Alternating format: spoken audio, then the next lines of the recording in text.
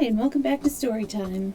So today we are finishing up Northanger Abbey by Jane Austen, one of her shortest books. It was going to be only 5 story times instead of 6, but then last Thursday happened and stuff. It was just a, headachy day. This may be a shorter story time. I'm not sure how long we really have left, but we'll see. And then I have been saying the name of the book that I'm starting on Sunday. It's The Heroic Slave as opposed to The Courageous Slave. So Heroic Slave by Frederick Douglass. And I'm really hoping, though I'm not... Hi, Kickin'! Good to see you. I'm really hoping that the other book that I wanted to read this month will be coming in soon, but it's on back order, so who knows how long that's going to take. But it is called The Quest for the The Quest for the Silver Fleece by W.E.B. Du Bois. So, looks interesting. We'll see about that. How's your week been going, Kickin'? A little bit of unexpected ASMR. Doesn't quite have the nice that you get from a soda because it's a Red Bull. Yes, my secret is revealed. I drink Red Bull when I do story times. It's going all right. Had a bit of an off couple of weeks. Just, some stress at work, but what can you do? But I've got story time, and I always love going to story time. It's a nice, I've actually come to depend on it a bit for, chilling out. I love reading aloud. How's school been going?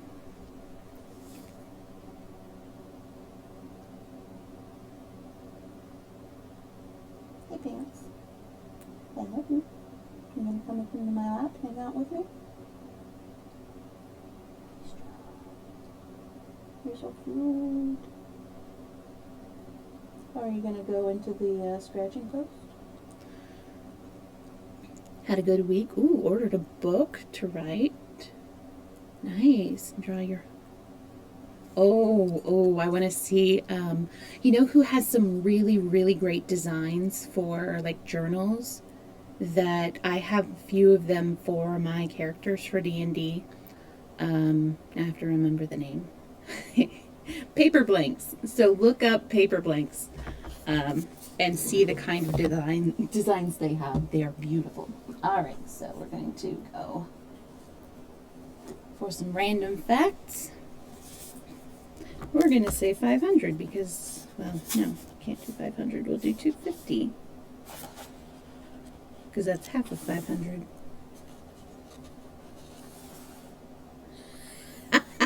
No, sorry. I just read a random fact from 252. The French for cotton candy is barbe à papa, dad's beard. And the reason why this is funny to me is because there is a series of children's picture stories. I think they're from Europe. I'm not quite sure if they're from the UK or if they're from France and then translated or what, but they're called the Barba Papas. So there's Barba Papa, Barba Mama, Barba Belle, Baby Barba, and all of that stuff. Those are picture stories that I grew up with. So that's that random fact. The Hebrew for cotton candy is Siarot Savta, grandma's hair. The Afrikaans for cotton candy is Spookasem, ghost breath. And Moer Mai Gesis is Afrikaans for a face you want to punch. Oh my goodness, I love this random facts book.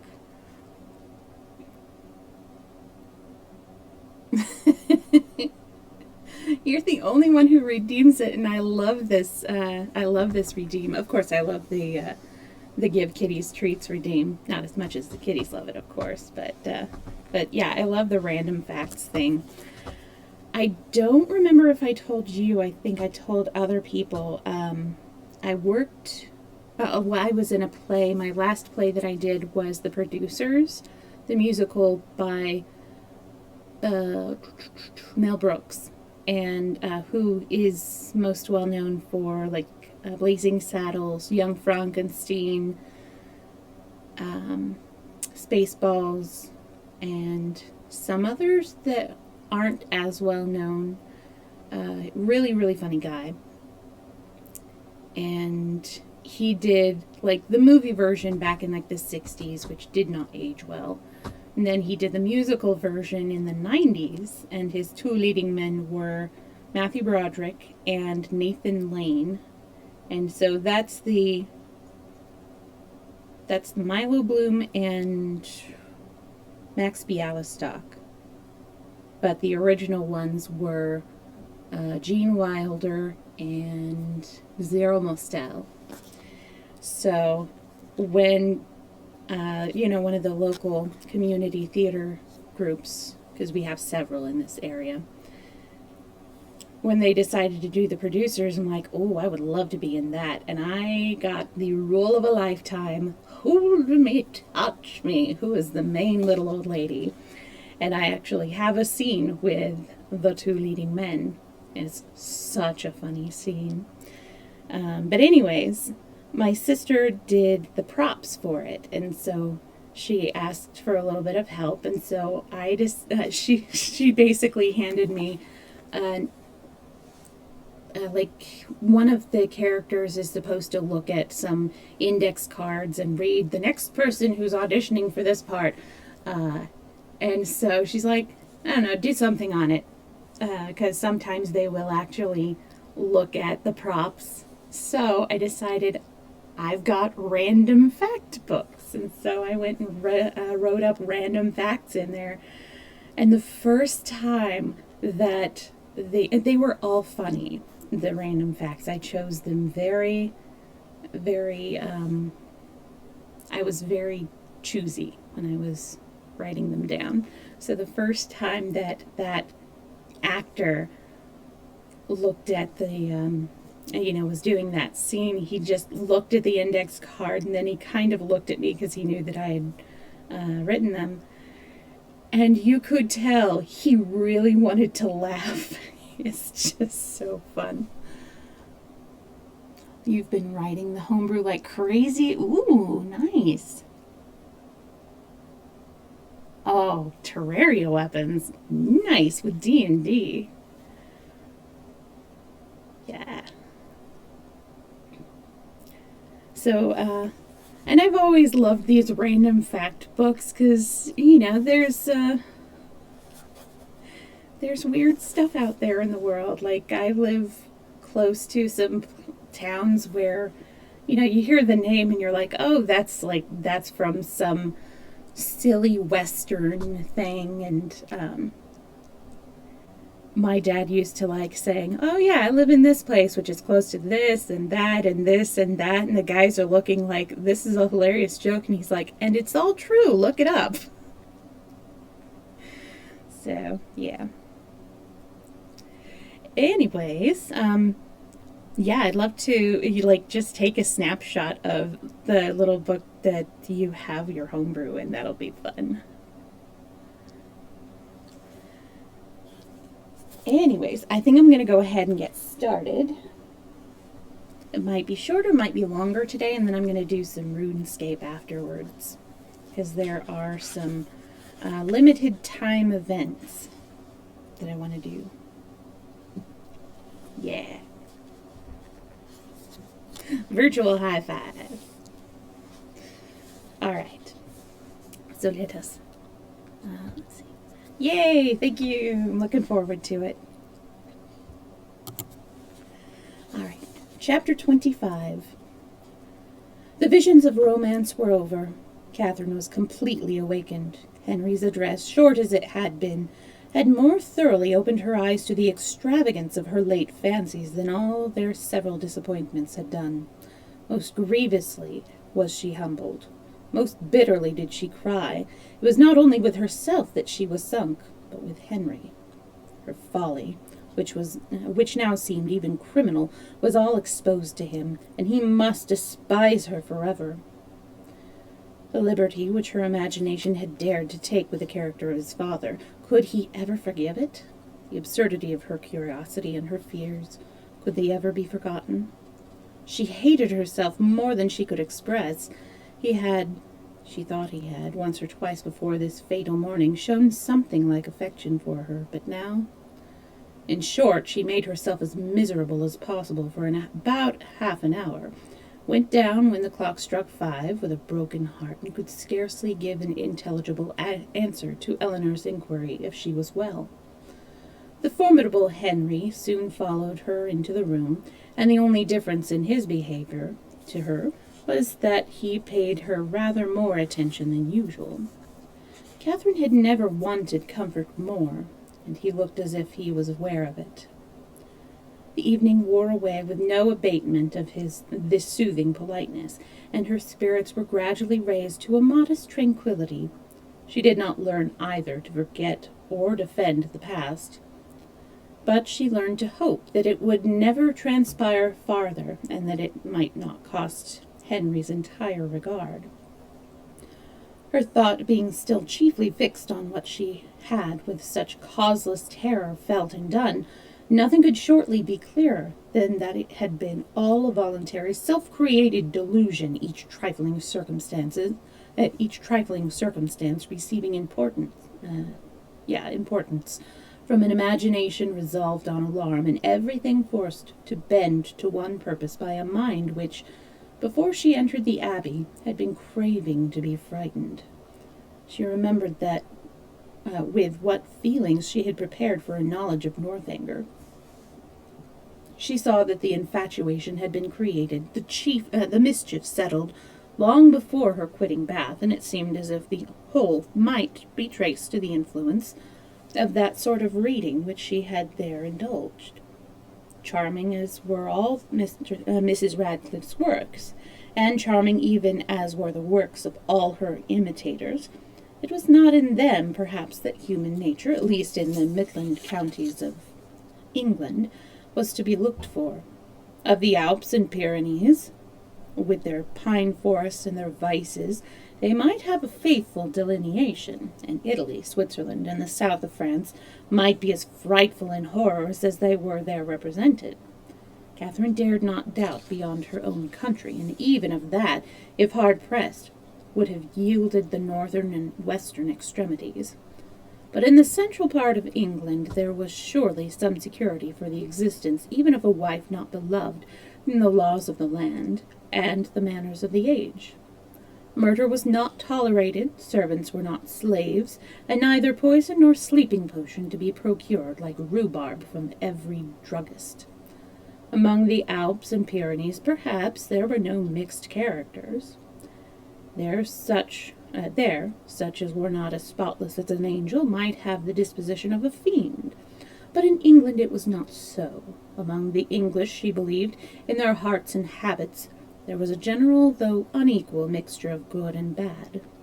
Upon this conviction, she would not be surprised if even in Henry and Eleanor Tilney some slight imperfection might hereafter appear.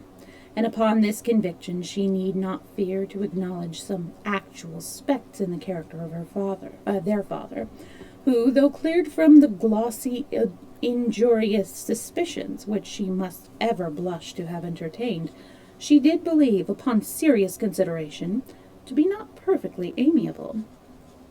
"Hi, Corel, good to see you." Her mind made up on these several points, and her resolution formed of always judging and acting in future with the greatest good sense, she had nothing to do but to forgive herself and be happier than ever, and the lenient hand of time did much for her by insensible gradations in the course of another day. Henry's astonishing generosity and nobleness of conduct, in never alluding in the slightest way to what had passed, was of the greatest assistance to her, and sooner than she could have supposed it possible in the beginning of her distress, her spirits became absolutely comfortable and capable, as heretofore, of continual improvement by anything he said. There were still some subjects, indeed, under which she believed they must always tremble, the mention of a chest or a cabinet, for instance, and she did not love the sight of Japan in any shape. But even she could allow that an occasional memento of past folly, however painful, might not be without use. The anxieties of common life began soon to succeed to the alarms of romance. Her desire of hearing from Isabella grew every day greater. She was quite impatient to know how the Bath world went on, and how the rooms were attended, and especially was she anxious to be assured of Isabella having matched some fine netting cotton on which she had left her intent, and on her continuing on the best terms with James. Her only dependence for information of any kind was on Isabella. James had protested against writing to her till his return to Oxford, and Mrs. Allen had given her no hopes of a letter till she had got back to Fullerton. But Isabella had promised, and promised again, and when she promised a thing, she was so scrupulous in performing it. This made it so particularly strange, which is interesting because she only knew Isabella about a month before she went on this trip, I think. For 9 successive mornings, Catherine wondered over the repetition of a disappointment which each morning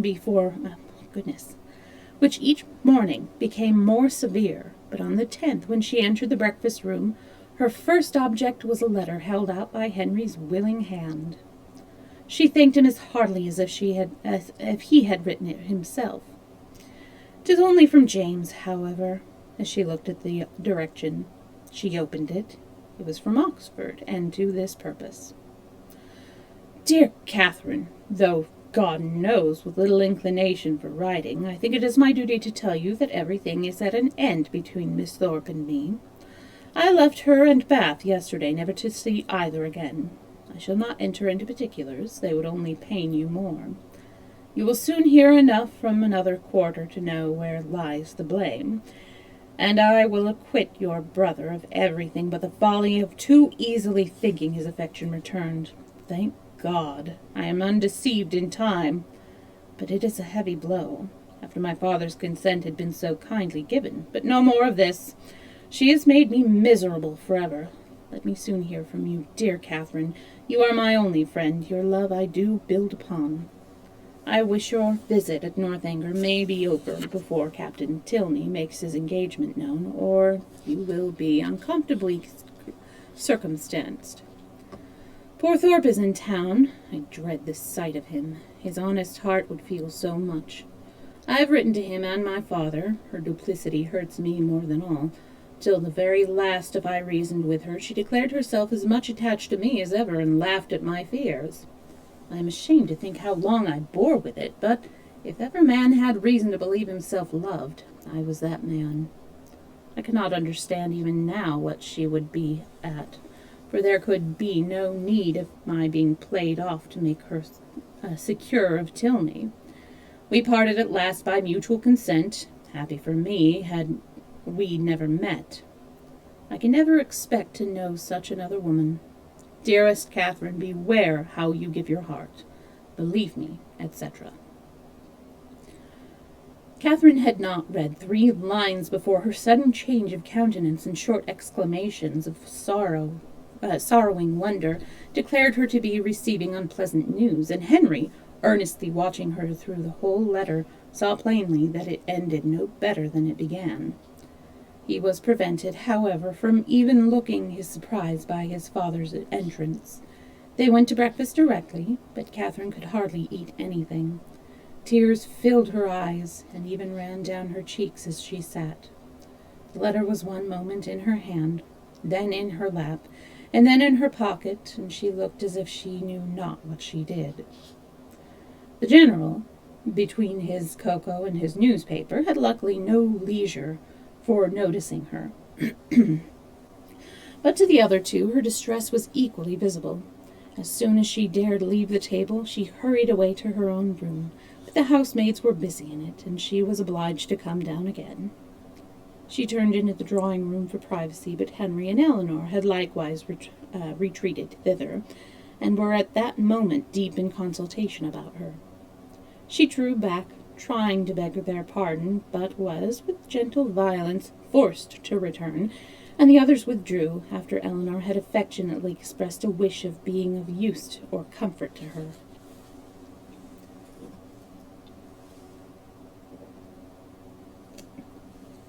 After half an hour's free indulgence of grief and reflection, Catherine felt equal to encountering her friends, but whether she should make her distress known to them was another consideration.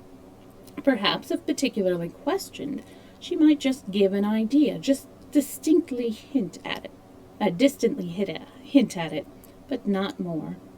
To expose a friend, such a friend as Isabella had been to her, and then her own brother so closely concerned in it. Oh, their own brother. She believed she must waive the subject altogether. Henry and Eleanor were by themselves in the breakfast-room, and each, as she entered it, looked at her anxiously. Catherine took her place at the table, and after a short silence, Eleanor said, "No bad news from Fullerton, I hope. Mr. and Mrs. Morland, your brothers and sisters, I hope they are none of them ill." "No, I thank you," sighing as she spoke. "Oh, they are all very well. My letter was from my brother at Oxford." Nothing further was said for a few minutes, and then, speaking through her tears, she added, "I do not think I shall ever wish for a letter again." "I am sorry," said Henry, closing the book he had just unopened.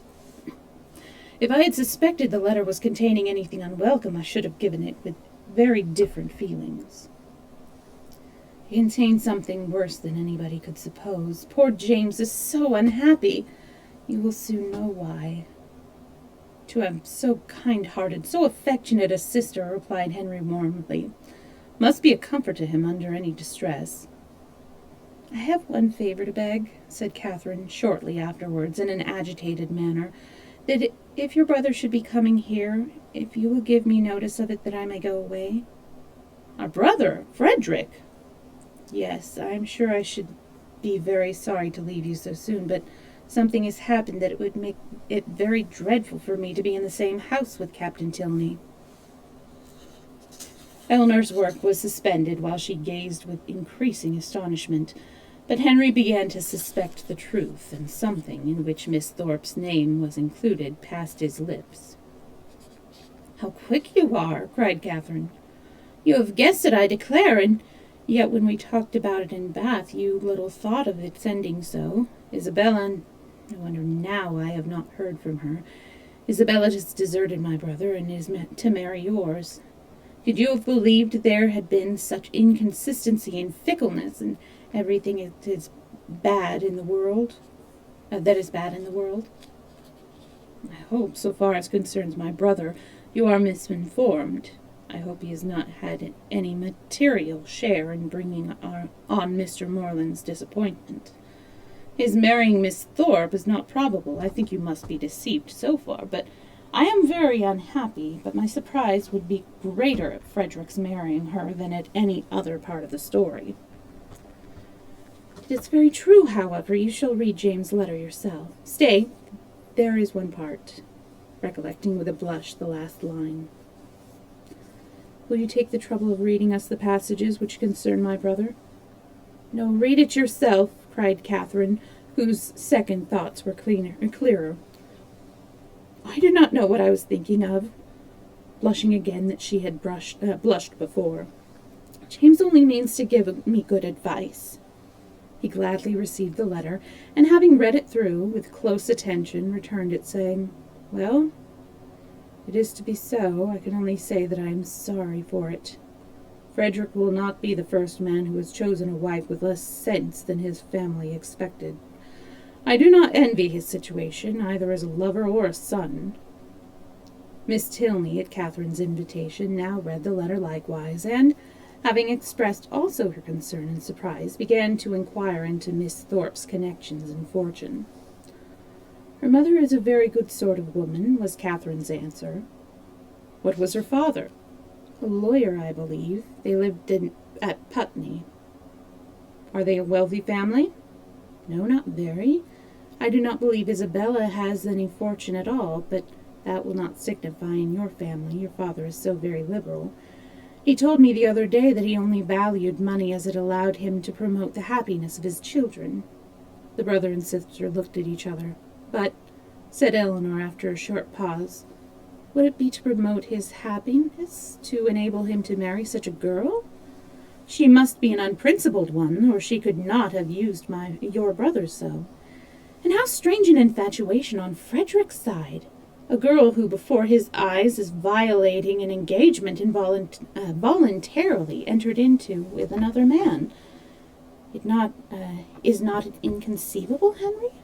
Frederick, too, who always wore his heart so proudly, who found no woman good enough to be loved.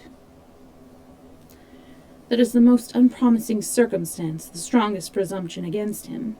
When I think of his past declarations, I give him up. Moreover, I have too good an opinion of Miss Thorpe's prudence to suppose that she would part with one gentleman before the other was secured. It is all over with Frederick, indeed. He is a deceased man, defunct in understanding. Prepare for your sister-in-law, Eleanor, and such a sister-in-law as you must delight in. Open, candid, artless, guileless, with affections strong but simple, forming no pretensions and knowing no disguise. Such a sister-in-law, Henry, I should delight in, said Eleanor with a smile. But perhaps, observed Catherine, though she has behaved so ill by our family, she may behave better by yours. Now she has really got the man she likes, she may be constant. Indeed, I am afraid she will, replied Henry. I am afraid she will be very constant, unless a baronet should come in her way. That is Frederick's only chance. I will get the bath paper and look over the arrivals. You think it is all for ambition, then? And upon my word, there are some things that seem very like it. I cannot forget that, when she first knew what my father would do for them, she seemed quite disappointed that it was not more. I never was so deceived in anyone's character in my life before. Among all the great variety that you have known and studied, my own disappointment and loss in her is very great, but as for poor James, I suppose he will hardly ever recover it. Your brother is certainly very much to be pitied at present, but we must not in our concern for his sufferings undervalue yours. You feel, I suppose, that in losing Isabella, that in losing Isabella, you lose half yourself. You feel a void in your heart which nothing else can occupy. Society is becoming irksome, and as for the amusements in which you were wont to share at Bath, the very idea of them without her is abhorrent. You would not, for instance, now go to a ball for the world, and feel that you have no longer any friend to whom you can speak with unreserve, on whose regard you can place dependence, or whose counsel, in any difficulty, you can rely on. You feel all this? No, said Catherine after a few moments' reflection. Hey, Diamond Minecrafter. I'm almost at a chapter end. No, said Catherine after a few moments' reflection. I do not. Ought I? To say the truth, though I am hurt and grieved that I cannot still love her, that I am never to hear from her, perhaps never to see her again, I do not feel so very much afflicted as one would have thought. You feel, as you always do, that what is most to the credit of human nature. Such feelings ought to be investigated, that they may know themselves. Catherine, by some chance or other, found her spirits so very much relieved by this conversation that she could not regret her being led on, though so unaccountably, to mention the circumstances which had produced it. Just going to take a tiny break. Man, we have a lot of dropped frames, and I apologize for that.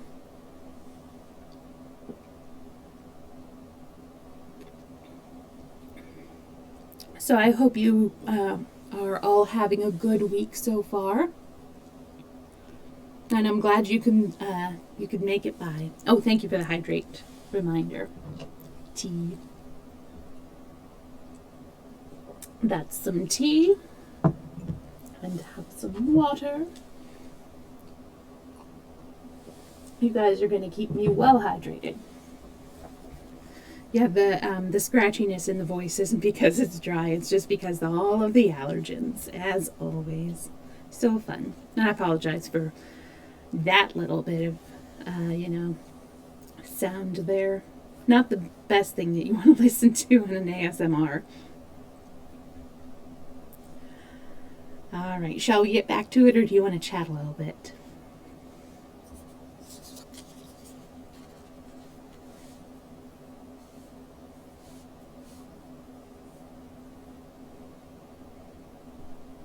Yeah, I think we will get back to it. Chapter 26. From this time, yeah, it does. From this time, the subject was frequently canvassed by the three young people, and Catherine found with some surprise that her two young friends were perfectly agreed in considering Isabella's want of consequence and fortune as likely to throw great difficulties in the way of her marrying their brother. Their persuasion that the general would, upon his ground alone, independent of the objection that might be raised against her character, oppose the connection, turned her feelings moreover with some alarm towards herself. She was as insignificant, and perhaps as portionless, as Isabella, and if the heir of the Tilney property had not grandeur and wealth enough in himself, at what point of interest were the demands of his younger brother to rest? The very painful reflections to which this thought led could only be dispersed by a dependence on the effect of that particular partiality, which, as she was given to understand by his words as well as his actions, she had from the first been so fortunate as to excite in the general, and by a recollection of some most generous and disinterested sentiments on the subject of money, which she had more than once heard him utter, and which tempted her to think its disposition in such matters misunderstood by his children. They were so fully convinced, moreover, that their brother would not have the courage to apply in person for his father's consent, and so repeatedly assured her that he had never in his life been less likely to come to Northanger than at the present time, that she suffered her mind to be at ease as to the necessity of any sudden removal of her own. But as it was not to be supposed that Captain Tilney, whenever he made his application, would give his father any just idea of Isabella's conduct, it occurred to her as highly expedient that Henry should lay the whole business before him as it really was, enabling the general, by that means, to form a cool and impartial opinion, and prepare his objections on a fairer ground than inequality of situations. She proposed it to him accordingly, but he did not catch at the measure so eagerly as she had expected. "No," said he, "my father's hands need not be strengthened, and Frederick's confession of folly need not be forestalled. He must tell his own story." "But he will only tell half of it." "A quarter would be enough." A day or two passed away, and brought no tidings of Captain Tilney. His brother and sister knew not what to think. Sometimes it appeared to them as if this silence would be the natural result of the suspected engagement, and at others it was the wholly incompatible. It was wholly incompatible with it.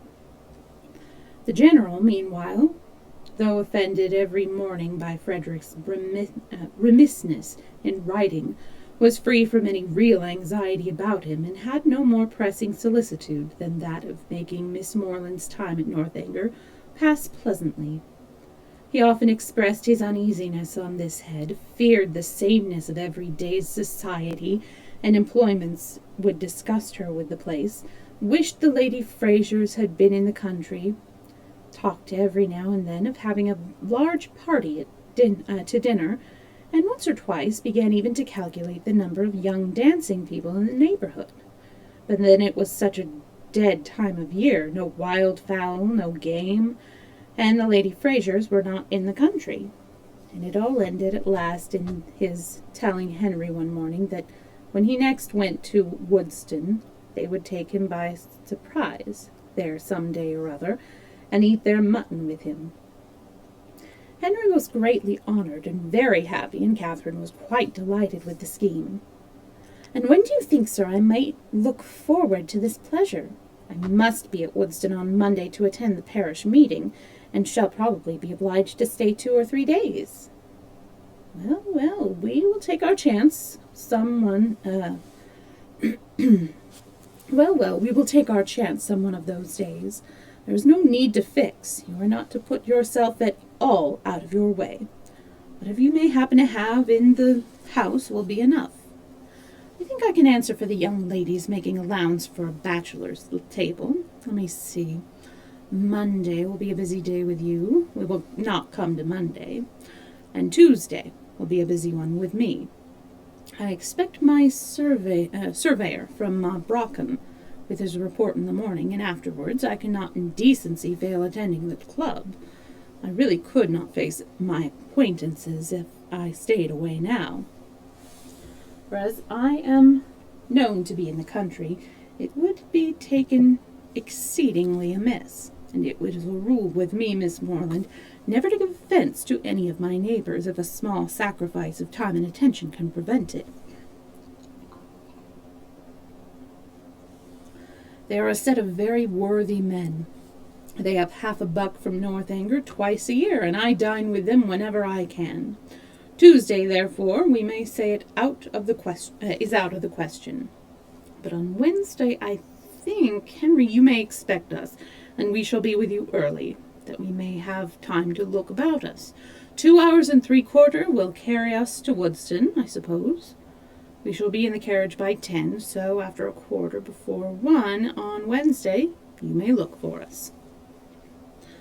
A ball itself could not have been more welcome to Catherine than this little excursion. So strong was her desire to be acquainted with Woodston, and her heart was still bounding with joy when Henry, about an hour afterwards, came booted and greatcoated into the room where she and Eleanor were sitting, and said, "I am come, young ladies, in a very moralizing strain, to observe that our pleasures in this world are always to be paid for, and that we often purchase them at a great disadvantage, giving ready-moneyed actual happiness for a draft on the future that may not be honored.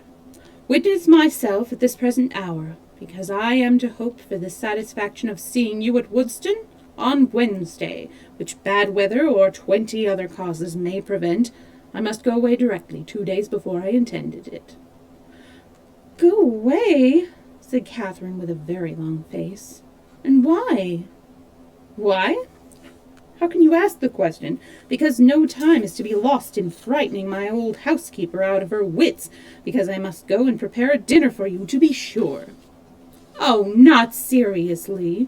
"Aye, and sadly too, for I had much rather stay." "How can you think of such a thing after what the General said, when he so particularly desired you not to give yourself any trouble, because anything would do?" Henry only smiled. "I am sure it is quite unnecessary upon your sister's account and mine. You must know it to be so.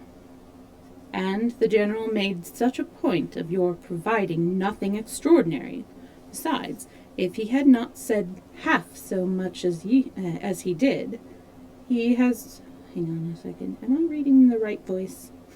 Besides, if he had not said half so much as he did, he has always such an excellent dinner at home that sitting down to a middling one for one day could not signify. I wish I could reason like you, but for his sake and my own. Good-bye. As tomorrow is Sunday, Eleanor, I shall not return." He went, and, it being at any time a much simpler operation to Catherine to doubt her own judgment than Henry's, she was very soon obliged to give him credit for being right, however disagreeable to her his going. but the inexplicability of the General's conduct dwelt much on her thoughts. That he was very particular in his eating, she had, by her own unassisted observation, already discovered. But why he should say one thing so positively and mean another all the while was most unaccountable. How were people at that rate to be understood? Who but Henry could have been aware of what his father was at? From Saturday to Sunday, however, they were now to be without Henry. This was the sad finale of every reflection, and Captain Tilney's letter would certainly come in his absence, and Wednesday, she was very sure, would be wet. The past, present, and future were all equally in gloom.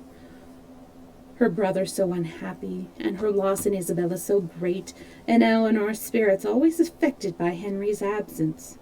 What was there to interest or amuse her? She was tired of the woods and the shrubberies, always so smooth and so dry, and the Abbey in itself was no more to her now than any other house. The painful remembrances of the folly it had helped to nourish and perfect was the only emotion which could spring from a consideration of the building. What a revolution in her ideas!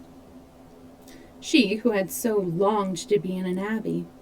Now there was nothing so charming to her imagination as the unpretending comfort of a well-connected parsonage, something like Fullerton, but better. Fullerton had its faults, but Woodstock probably had none. Oh, if Wednesday should ever come. It did come, and exactly when it might be reasonably looked for. It came, it was fine, and Catherine trod on air. By 10 o'clock the chaise and four conveyed the two from the Abbey, and after an agreeable drive of almost 20 miles they entered Woodstock, a large and populous village in a situation not unpleasant. Catherine was ashamed to say how pretty she thought it, as the General seemed to think an apology necessary for the flatness of the country and the size of the village. But in her heart she preferred it to any place she had ever been at, and looked with great admiration at every neat house above the rank of a cottage, and at all the little chandler shops that they passed. At the further end of the village, and tolerably disengaged from the rest of it, stood the parsonage, a new-built substantial stone house, with its semicircular sweep and green gates, and as they drove up to the door, Henry, with the friends of his solitude, a large Newfoundland puppy, and 2 or 3 terriers, was ready to receive and make much of them.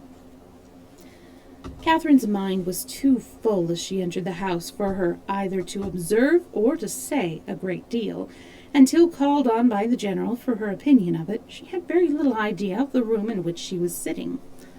Upon looking round it then, she perceived in a moment that it was the most comfortable room in the world. She was too guarded to say so, and the coldness of her praise disappointed him.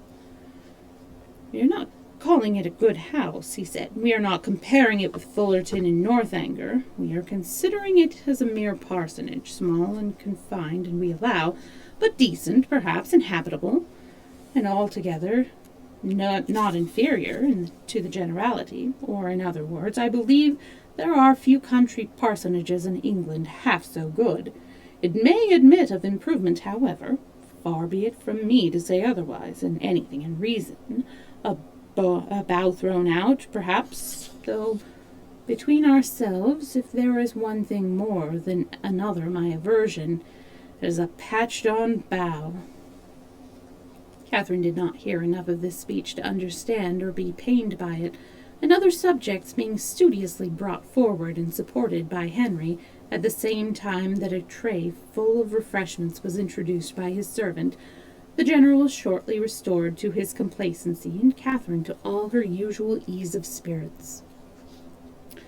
The room in question was of a commodious, well-proportioned size, and handsomely fitted up as a dining parlour, and on their quitting it to walk round the grounds, she was shown first into a smaller apartment belonging particularly to the master of the house, and made unusually tidy on the occasion, and afterwards into what was to be the drawing-room, with the appearance of which, though unfurnished, Catherine was delighted enough even to satisfy the general. It was a prettily shaped room, the windows reaching to the ground, and the view from them pleasant, though only over green meadows, and she expressed her admiration at the moment with all the honest simplicity with which she felt it. "Oh, why do not you fit up this room, Mr. Tilney? What a pity not to have it fitted up. It is the prettiest room I ever saw. It is the prettiest room in the world. I trust," said the general with a most satisfied smile, "that it will very speedily be furnished. It waits only for a lady's taste. Well, if it was my house, I should never sit anywhere else. Oh, what a sweet little cottage there among the trees. Apple trees, too. Oh, it's the prettiest cottage. You like it? You approve it as an object? It is enough. Henry, remember what that Robinson is spoken to about it. The cottage remains." Such a compliment recalled all of Catherine's consciousness and silenced her directly, and though pointedly applied to by the general for her choice of the prevailing colors of the paper and hangings, nothing like an opinion on the subject could be drawn from her. The influence of fresh objects and fresh air, however, was of great use in dissipating these embarrassing associations, and having reached the ornamental parts of the premises, consisting of a walk round two sides of the meadow, on which Henry's genius had begun to act about half a year ago, she was sufficiently recovered to think it prettier than any pleasure ground she had ever been in before, though there was not a shrub in it higher than the green bench in the corner. A saunter into other meadows, and through part of the village, with a visit to the stables to examine some improvements, and a charming game of play with a litter of puppies just able to roll about, brought them to 4 o'clock, when Catherine scarcely thought it could be 3. At 4 they were to dine, and at 6 be set off on their return. Never had any day passed so quickly. She could not but observe that the abundance of the dinner did not seem to create the smallest astonishment in the general, nay, that he was even looking at the side table for cold meat which was not there. His son and daughter's observations were of a different kind. They had seldom seen him eat so heartily at any table but his own, and never before known him so little disconcerted by the melted butters being oiled. At 6 o'clock, the general having taken his coffee, the carriage again received them, so gratifying had been the tenor of his conduct throughout the whole visit, so well assured was her mind on the subject of his expeditions, that could she have felt equally confident of the wishes of his son, Catherine would have quitted Woodston with little anxiety as to the how or the when she might return to it.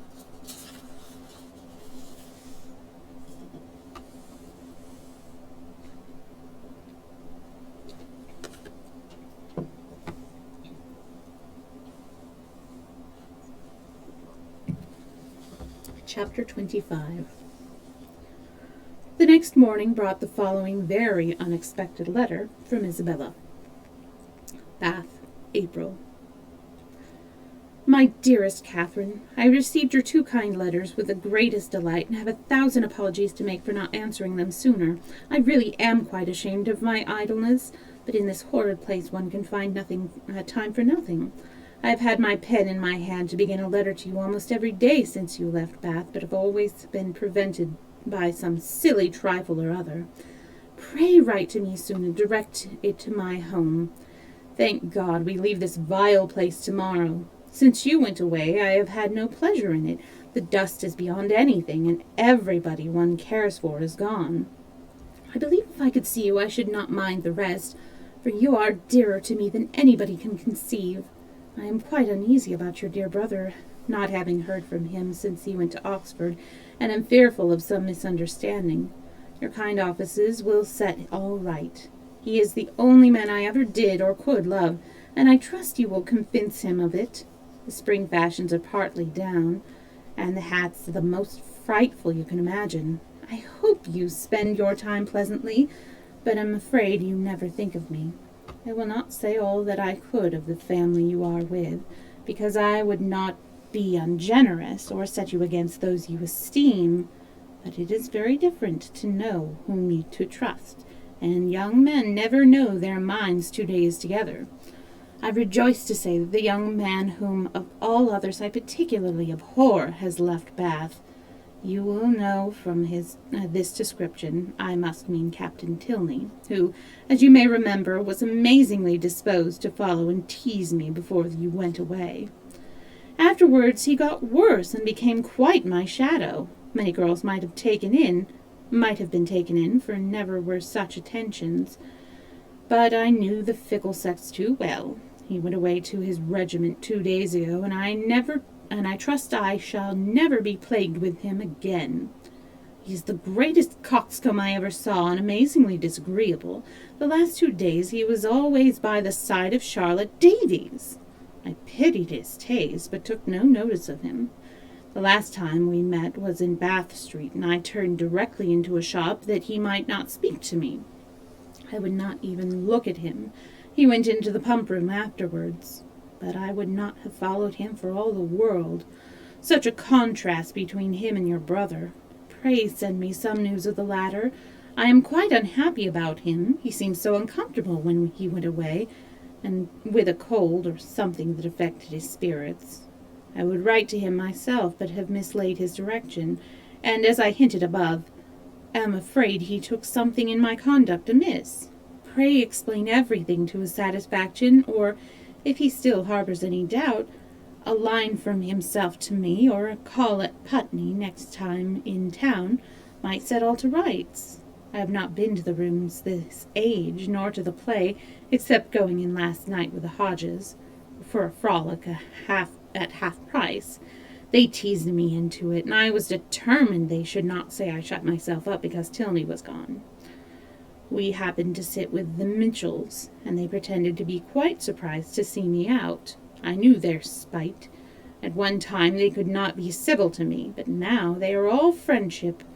But I am not such a fool as to be taken in by them. You know I have a pretty good spirit of my own. Anne Mitchell tried to put on a turban like mine, as I wore it the week before the concert, but made wretched work of it. It happened to become my odd face, I believe. At last Tilney told me so at the time, and said every eye was upon me. But he is the last man whose word I would take. I wear nothing but purple now. I know I look hideous in it, but no matter. It is your dear brother's favorite color. Lose no time, my dearest, sweetest Catherine, in writing to me and writing to him and to me. Whoever am, etc. Such a strain of shallow artifice could not impose even upon Catherine. Its inconsistencies, contradictions, and falsehoods struck her from the very first. She was ashamed of Isabella, and ashamed of having ever loved her. Her professions of attachment were now as disgusting as her excuses were empty, and her demands impudent. Write to James on her behalf?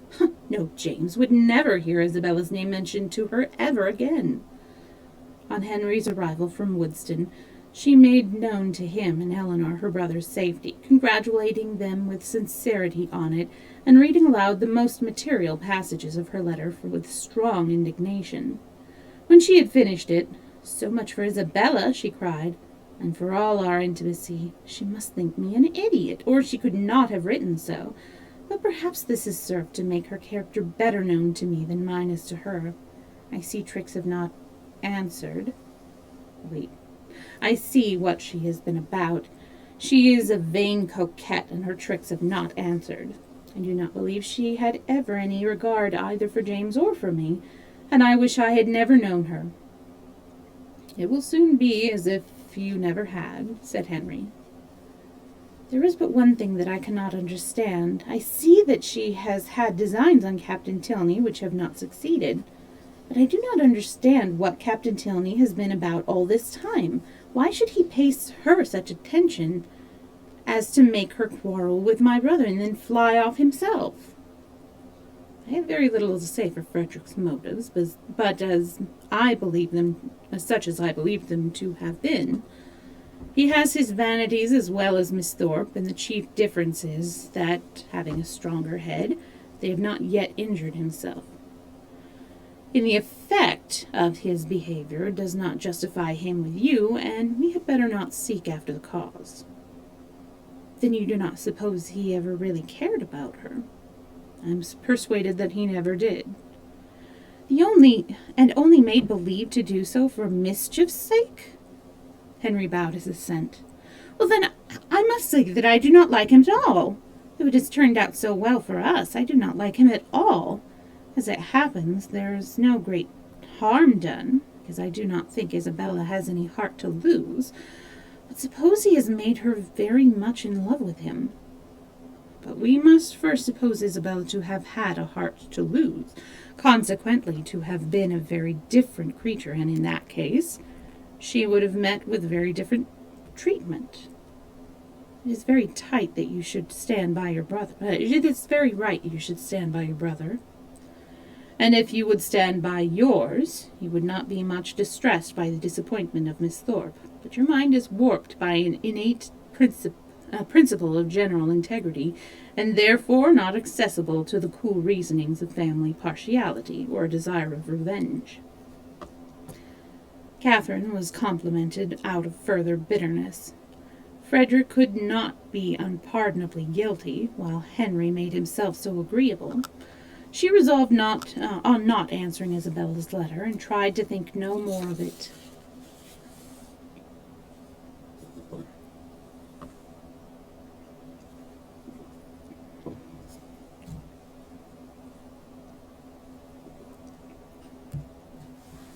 Chapter 28. Soon after this, the general found himself obliged to go to London for a week, and he left Northanger, earnestly regretting that any necessity should rob him even for an hour of Miss Morland's company, and anxiously recommending the study of her comfort and amusement to his children as their chief object, and anxiously recommending the study of her comfort and amusement to his children as their chief object in his absence. His departure gave Catherine the first experimental conviction that a loss may be sometimes a gain. The happiness with which their time now passed, every employment voluntary, every laugh indulged, every meal a scene of ease and good humor, walking where they liked and when they liked, their hours, pleasures, and fatigues at their own command, made her thoroughly sensible of the restraint which the general's presence had imposed, and most thankfully felt their present release from it. Such ease and such delights made her love the place and the people more and more every day, and had it not been for a dread of its soon becoming expedient to leave the one, and an apprehension of not being equally beloved by the other, she would at each moment of each day have been perfectly happy. But she was now in the 4th week of her visit before the general came home. The 4th week would be turned, and perhaps it might seem an intrusion if she stayed much longer. This was a painful consideration whenever it occurred, and eager to get rid of such a weight on her mind, she very soon resolved to speak to Eleanor about it at once, propose going away, and be guided in her conduct by the manner in which her proposal might be taken. Aware that if she gave herself much time, she might feel it difficult to bring forward so unpleasant a subject, she took the first opportunity of being suddenly alone with Eleanor, and of Eleanor being in the middle of a speech about something very different, to start forth her obligations of going away very soon. Eleanor looked and declared herself much concerned.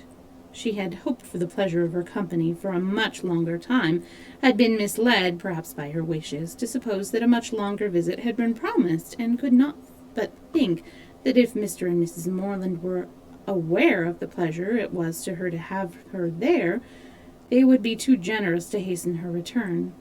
Catherine explained, "Oh, as to that, Papa and Mamma will be in no hurry at all. As long as she was happy, they would always be satisfied."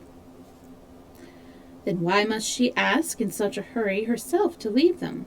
Oh, because she had been there so long. Nay, if you could use such a word, I urge you to go no farther. If you think it long, oh, no, no, I do not, indeed. For my own pleasure, I could stay with you as long again. And it was directly settled that, till she had, her leaving them was not even to be thought of. In having this cause of uneasiness so pleasantly removed, the force of the other was likewise weakened. The kindness, the earnestness of Eleanor's manner in pressing her to stay, and Henry's gratified look on being told that her stay was determined, were such sweet proofs of her importance with them, as left her only just so much solicitude as the human mind can never do comfortably without. She did almost always believe that Henry loved her, and quite always that his father and sister loved, and even wished her to belong to them. And believing so far, her doubts and anxieties were merely sportive irritations. Henry was not able to obey his father's injunction of remaining wholly at Northanger in attendance on the ladies during his absence in London, the engagements of his curate at Woodstock obliging him to leave them on Saturday for a couple of nights. His loss was not now what it had been while the general was at home. It lessened their gaiety, but did not ruin their comfort, and the two girls, agreeing in occupation and improving in intimacy, found themselves so well sufficient for the time to themselves that it was 11 o'clock, rather a late hour at the Abbey, before they quitted the supper-room on the day of Henry's departure.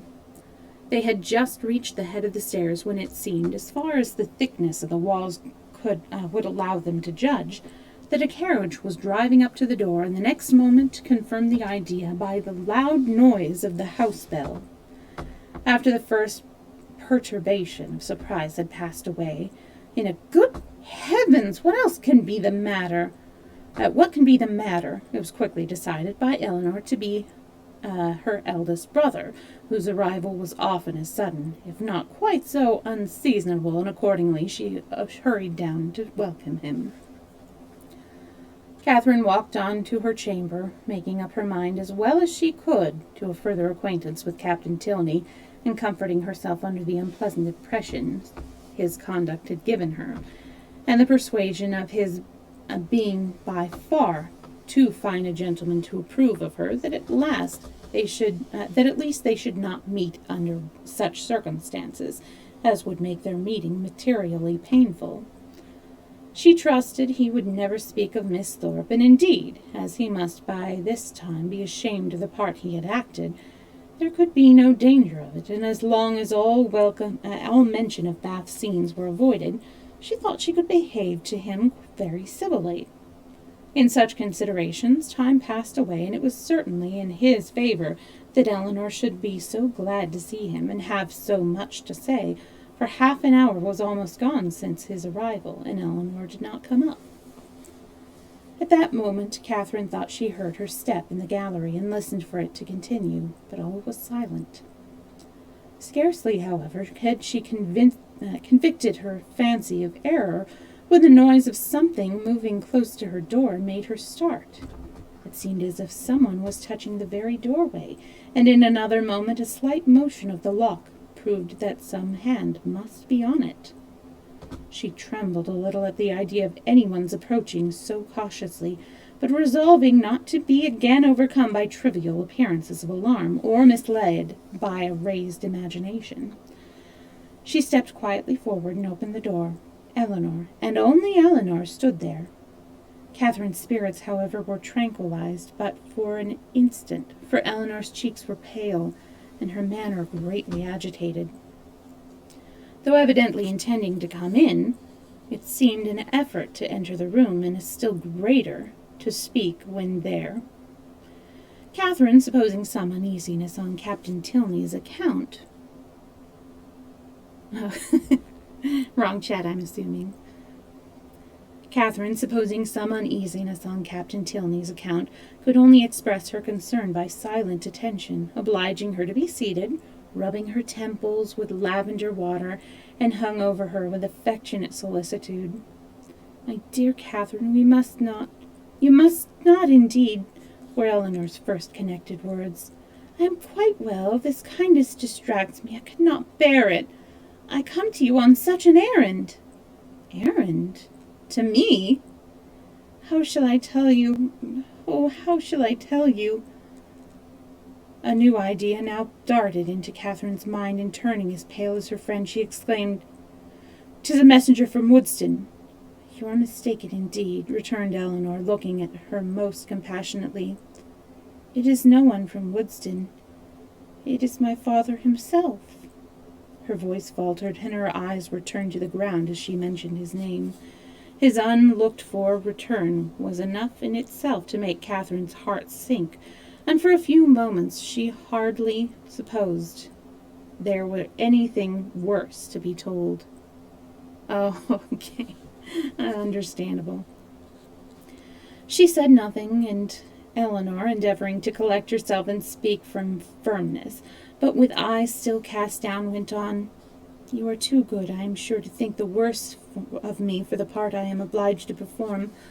I am indeed a most unwilling messenger. After what has so lately been settled between us, how joyfully, how thankfully on my side, as to your continuing here as I hoped for many, many weeks longer. How can I tell you that your kindness is not to be accepted, and that the happiness your company has hitherto given us is to be repaid by... But I must not trust myself with words. My dear Catherine, we are to part. My father has recollected an engagement that takes our whole family away on Monday.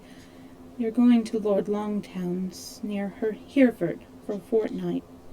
Explanation and apology are equally impossible. I cannot attempt either." "My dear Eleanor," cried Catherine, suppressing her feelings as well as she could do not be so distressed. A second engagement must give way to a first. I am very, very sorry we are to part, so soon and so suddenly too, but I am not offended. Indeed, I am not. I can finish my visit here, you know, at any time. Or I hope you will come to me. Can you, when you return from his lord's, come to Fullerton?" "It will not be in my power, Catherine." "Come when you can, then." Eleanor made no answer, and Catherine's thoughts recurring to something more directly interesting, she added, thinking aloud, "Monday. So soon as Monday, and you all go? Well, I'm certain I shall be able to take leave, however. I need not go till just before you do, you know. Do not be distressed, Eleanor. I can go on Monday very well. My father and mother having no notice of it is of very little consequence. The general will send a servant with me, I dare say, half the way, and then I shall soon be at Salisbury, and then I am only 9 miles from home." "Oh, Catherine! Were it settled so, it would be somewhat less intolerable, though in such common attentions you would have received but half what you ought. But how can I tell you? Tomorrow morning is fixed for your leaving us, and not even the hour is left to your choice. The very carriage is ordered, and will be here at 7 o'clock, and no servant will be offered you." Catherine sat down, breathless and speechless. I could hardly believe my sense when I heard it, and no displeasure, no resentment that you can feel at this moment, however justly great, can be more than I myself. But I must not talk of what I felt. Oh, that I could suggest anything in extenuation. Good God, what will your father and mother say, after courting you from the protection of real friends to this? Almost double distance from your home, and have you driven out of the house without the consideration even of decent civility. Dear, dear Catherine, in being the bearer of such a message, I seem guilty myself of all its insult. Yet I trust you will acquit me, for you must have been long enough in this house to see that I am but a nominal mistress of it, and my real power is nothing." "Have I offended the general?" said Catherine in a faltering voice. "Alas, for my feelings as a daughter, all I know, all that I answer for, is that you can have given him no just cause of offense. He certainly is greatly very greatly discomposed. I have seldom seen him more so. His temper is not happy, and something has just occurred to ruffle it in uncommon degree. Some disappointment, some vexation, which just as this moment seems important, but which I can hardly suppose you have any concern in, for how is it possible? It was with pain that Catherine could speak at all, and it was only for Eleanor's sake that she attempted it. I am sure, she said, I am very sorry if I have offended him. It was the last thing I would willingly have done, but do not be unhappy, Eleanor. An engagement, you know, must be kept. I am really sorry it was not recollected sooner, that I might have written home, but it is of very little consequence. I earnestly hope that to your real safety it will be of none, but to everything else it is of the greatest consequence, to comfort, appearance, propriety to your family, to the world. Were your friends, the Allens, still in Bath, you might go to them with comparative ease. A few hours would take you there. But a journey of 70 miles to be taken post by you, at your age, alone, unattended? Oh, the journey is nothing. Do not think about it. And if we are to part a few hours sooner or later, you know, makes no difference. I can be ready by 7. Let me be called in time. Eleanor saw that she wished to be alone, and believing it better for each that they should avoid any further conversation, now left her with, I shall see you in the morning. Catherine's swelling heart needed relief. In Eleanor's presence, friendship and pride had equally restrained her tears, but no sooner was she gone than they burst forth in torrents, turned from the house, and in such a way, without any reason that could justify, any apology that could atone for the abruptness, the rudeness, nay, the insolence of it. Henry at a distance, not even able to bid him farewell. Oh, thank you so much, Pharrell. Every hope, every expectation from him suspended at least, and who could say how long? Who could say when they might meet again? And all this by such a man as General Tilney, so polite, so well-bred, and heretofore so particularly fond of her. It was as incomprehensible as it was mortifying and grievous. From what it could arise, and where it would end, were considerations of equal perplexity and alarm. The manner in which it was done, so grossly uncivil, hurrying her away without any reference to her own convenience, or allowing her even the appearance of choice as to the time or mode of her travelling. Of 2 days the earliest fixed on, and of that almost the earliest hour, as if resolved to have her gone before he was stirring in the morning, that he might not be obliged even to see her. What could all this mean but an intentional affront? By some means or other she must have had the misfortune to offend him. Eleanor had wished to spare her from so painful a notion, but Catherine could not believe it possible that any injury or any misfortune could provoke such ill will against a person not connected, or at least not supposed to be connected with it.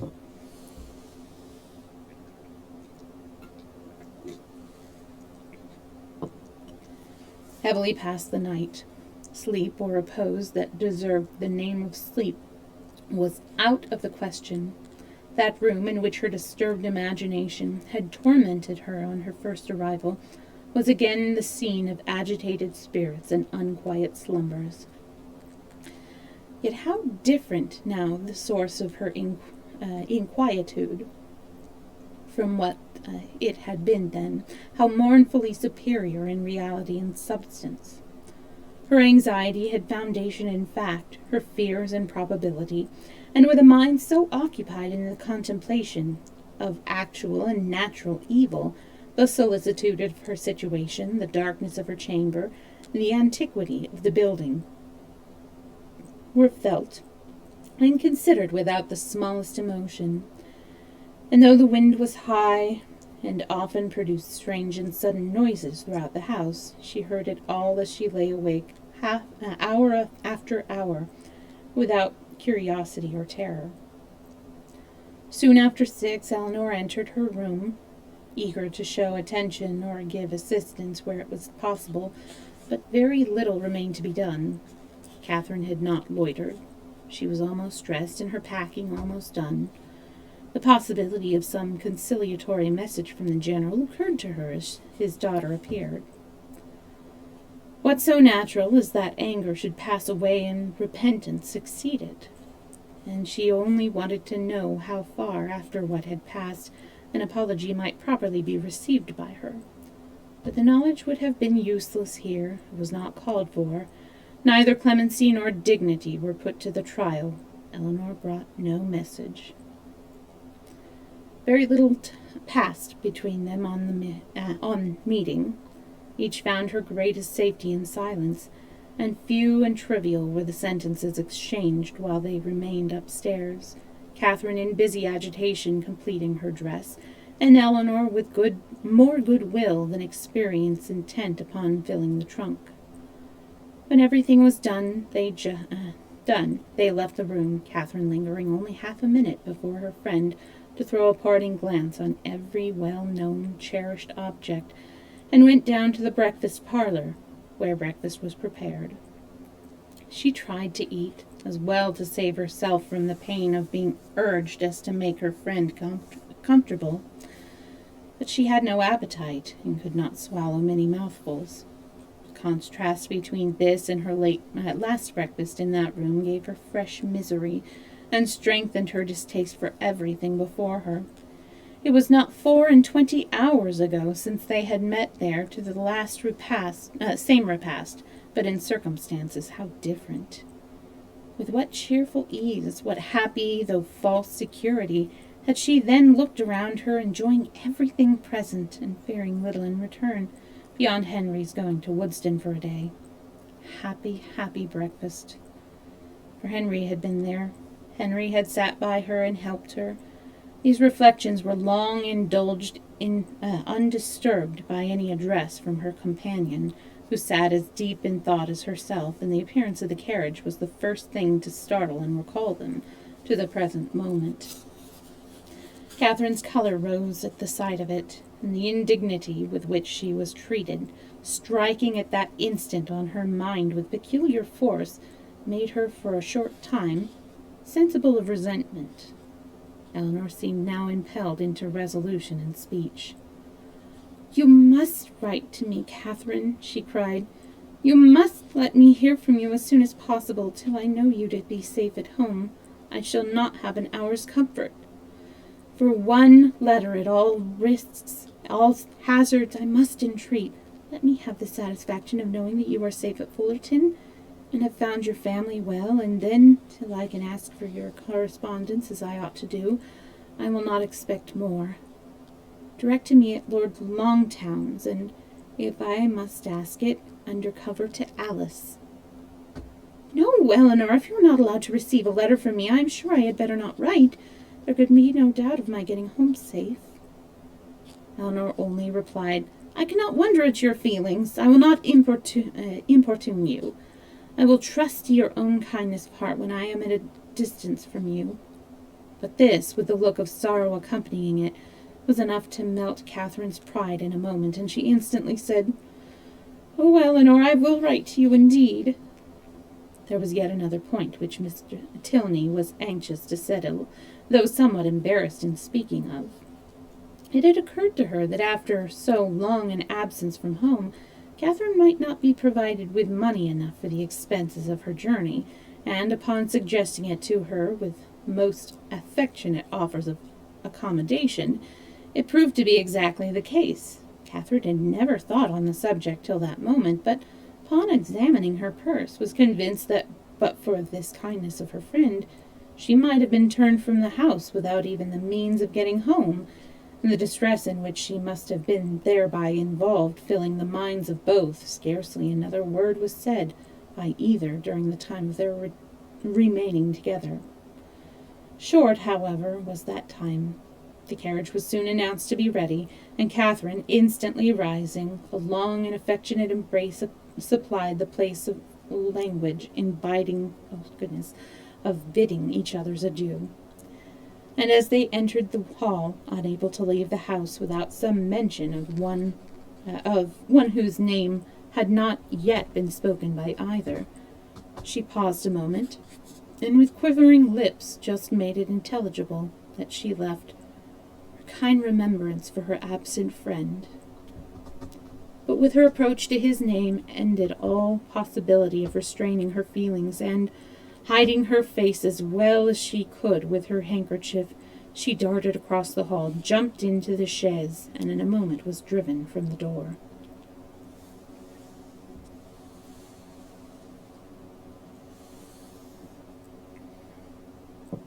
Chapter 29. Catherine was too wretched to be fearful. The journey in itself had no terrors for her, and she began it without either dreading its length or feeling its solitariness.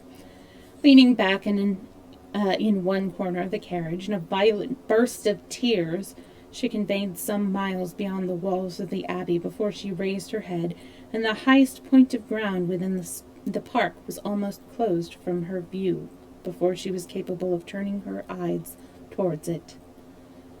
Unfortunately, the road she now travelled was the same which only 10 days ago she had so happily passed along in going to and from Woodston, and for 14 miles every bitter feeling was rendered more severe by the review of objects on which she had first looked under impressions so different. Every mile, as it brought her nearer Woodston, added to her sufferings, and when within the distance of 5 she passed the turnings which led to it, and thought of Henry so near yet so unconscious, her grief and agitation were excessive. The day which she had spent at that place had been one of the happiest of her life. It was on that day that the General had made use of such expressions that with regard to Henry and herself, had so spoken and so looked as to give her the most positive conviction of his actually wishing their marriage.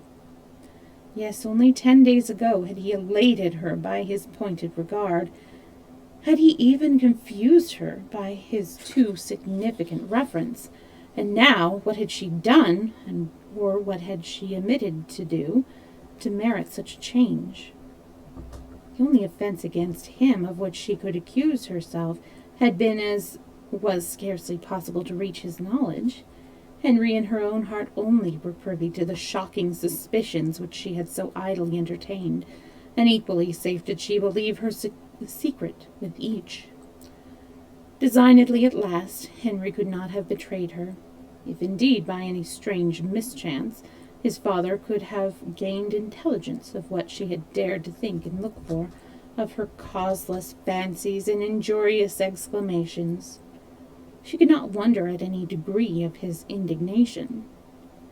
If aware of her having viewed him as a murderer, she could not wonder at his even turning her from his house. But a justification so full of torture to herself, she trusted, could not be in his power. Anxious as were all his conjectures on this point, it was not, however, the one on which she dwelt most. There was a thought yet nearer, a more prevailing, more impetuous concern. How Henry would think and feel and look when he returned on the morrow to Northanger and heard of her being gone was a question of force and interest to rise over every other, to be never ceasing, alternately irritating and soothing. It sometimes suggested the dread of his calm acquiescence, and at others was answered by the sweetest confidence in his regret and resentment. To the General, of course, he could not dare to speak. To Eleanor, what might he not say to Eleanor about her? In this unceasing occurrence of doubts and inquiries on any other article of which her mind was incapable of more than momentary repose, the hours passed away, and her journey advanced much faster than she looked for. The pressing anxieties of thought, which prevented her from noticing anything before her, when once beyond the neighborhood of Woodston, saved her at the same time from watching her progress. And though no object on the road could engage a moment's attention, she found no stage of it tedious.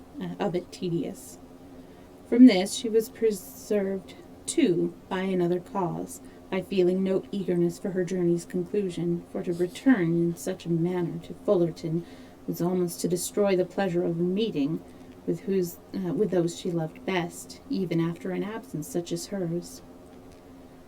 An 11 weeks' absence. What had she to say that would not humble herself and pain her family, that would not increase her own guilt by the confession of it, extend an useless resentment, and perhaps involve the innocence of the guilty in undisguisingly ill will? Undistinguishing, sorry. She could never do justice to Henry and Eleanor's merit. She felt too strongly for expression.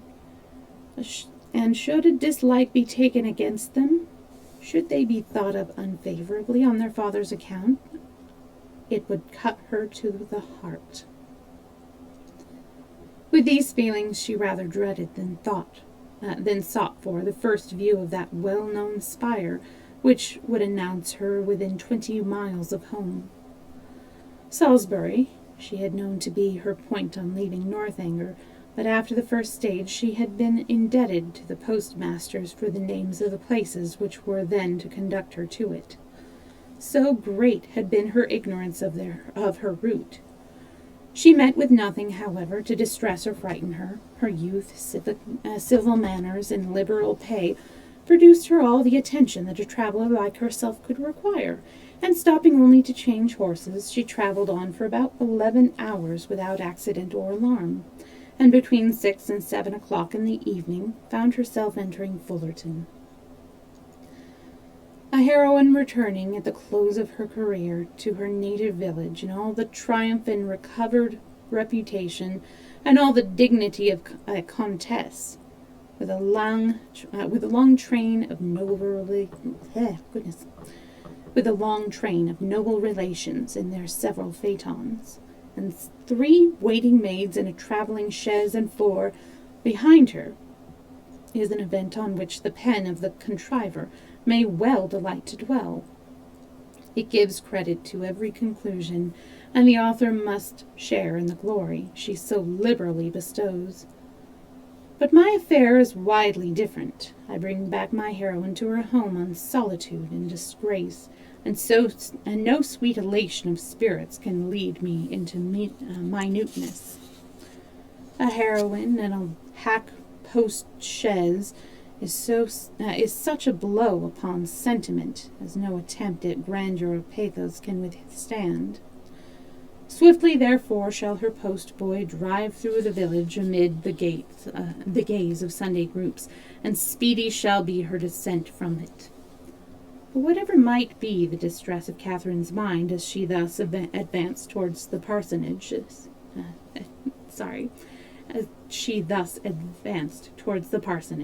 and whatever the humiliation of her biographer in relating it, she was preparing enjoyment of no everyday nature for those to whom she went. First, in the appearance of her carriage, and secondly, in herself. The chaise of a traveller being a rare sight in Fullerton, the whole family were immediately at the window, and to have it stop at the sweep gate was a pleasure to brighten every eye and occupy every fancy, a pleasure quite unlooked for by all but the 2 youngest children, a boy and girl of 6 and 4 years old, who expected a brother or sister in every carriage. Oh, thank you, Pete. And hello, glad you could make it. Thank you for the hydration reminder. Let's see. And to have it stop at the sweep gate was a pleasure to brighten every... Oh, okay. To brighten every eye and occupy every fancy. Oh, that's fine. This is like the perfect stream for lurking. My little lurk icon. So no worries.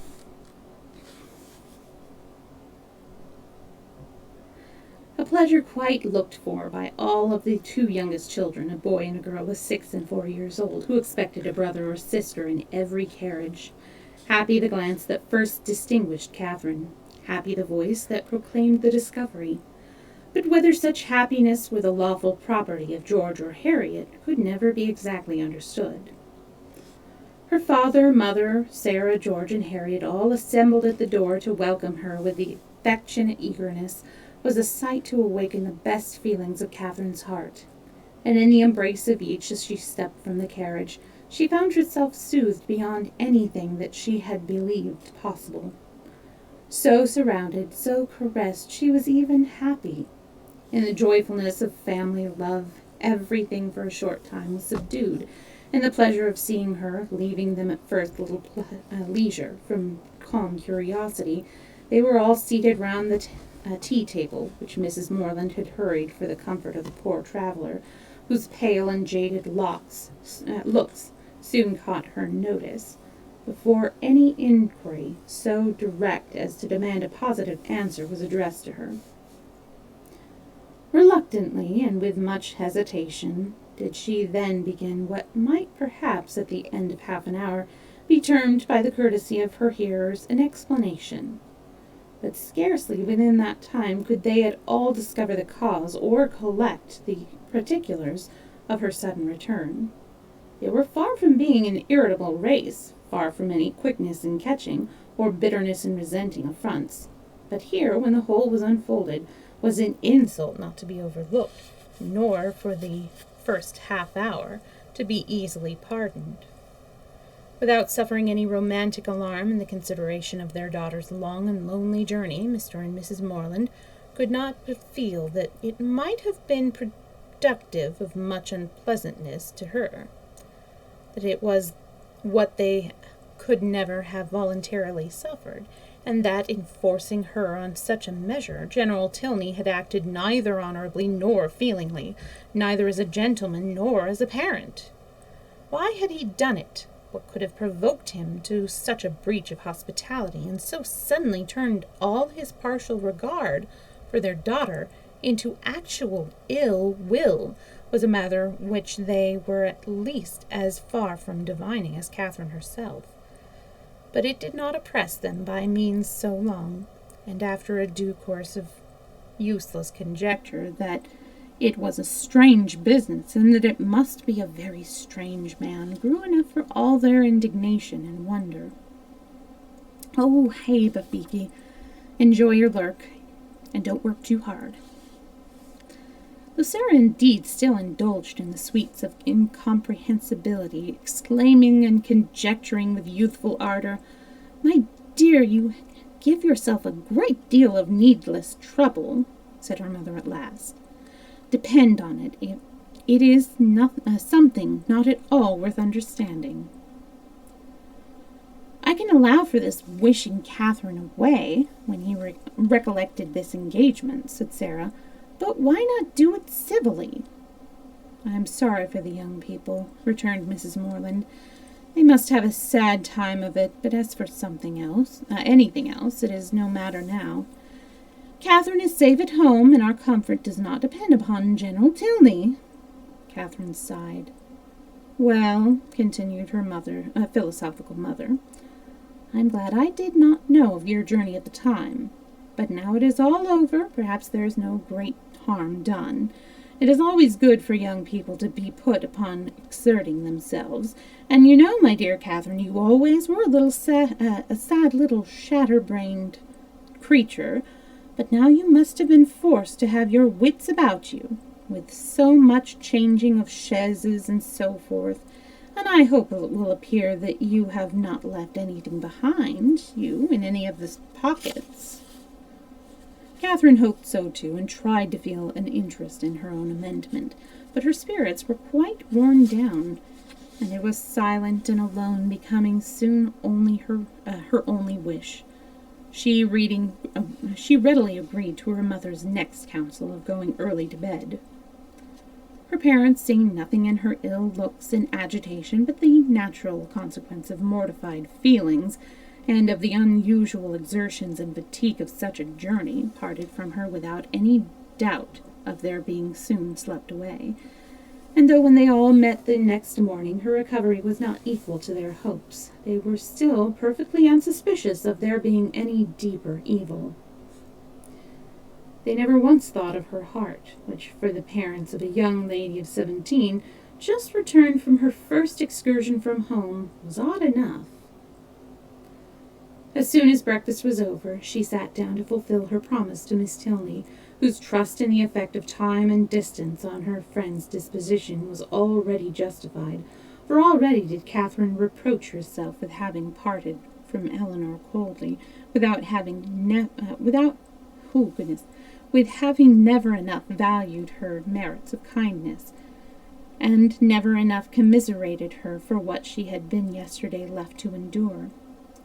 The strength of those feelings, however, was far from assisting her pen, and never had it been harder for her to write than in addressing Eleanor Tilney. To compose a letter which might at once do justice to her sentiments and her situation, conveyed gratitude without servile regret, be guarded without coldness, and honest without resentment. A letter which Eleanor might not be pained by the perusal of, and above all, which she might not blush herself if Henry should chance to see, was an undertaking so frightened away all her powers of performance, and after long thought and much perplexity, to be very brief was all that she could determine on with any confidence of safety.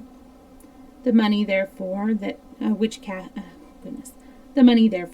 Eleanor had advanced was enclosed with little more than grateful thanks and 1,000 good wishes of a most affectionate heart. "This has been a strange acquaintance," observed Mrs. Morland as the letter was finished. "Soon made and soon ended. I am sorry it happened so, for Mrs. Allen thought them very pretty kind of young people, and you were sadly out of luck, too, in your Isabella. Oh, poor James. Well, we must live and learn, and the next new friends you make, I hope, will be better worth keeping." Catherine colored as she warmly answered, "No friend can be better worth keeping than Eleanor."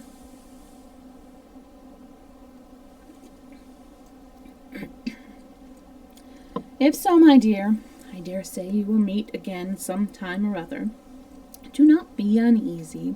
It is 10 to 1 but you are thrown together again in the course of a few years, and then what a pleasure it will be." Mrs. Morland was not happy in her attempt at consolation. The hope of meeting again in the course of a few years could only put into Catherine's head what might happen within that time to make a meeting dreadful to her.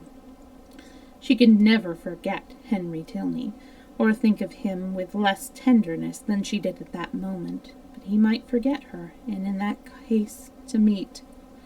Her eyes filled with tears as she pictured her acquaintance so renewed, and her mother, perceiving her comfortable suggestions to have had no good effect, proposed as another expedition for restoring her spirits that they should call on Mrs. Allen.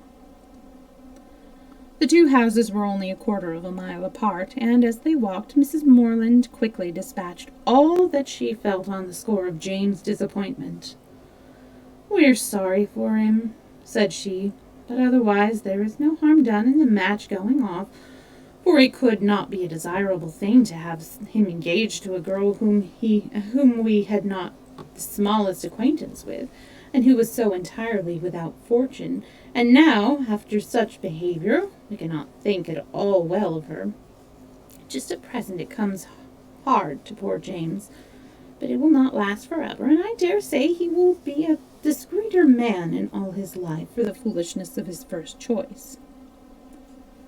This was just such a summary view of the affair as Catherine could listen to.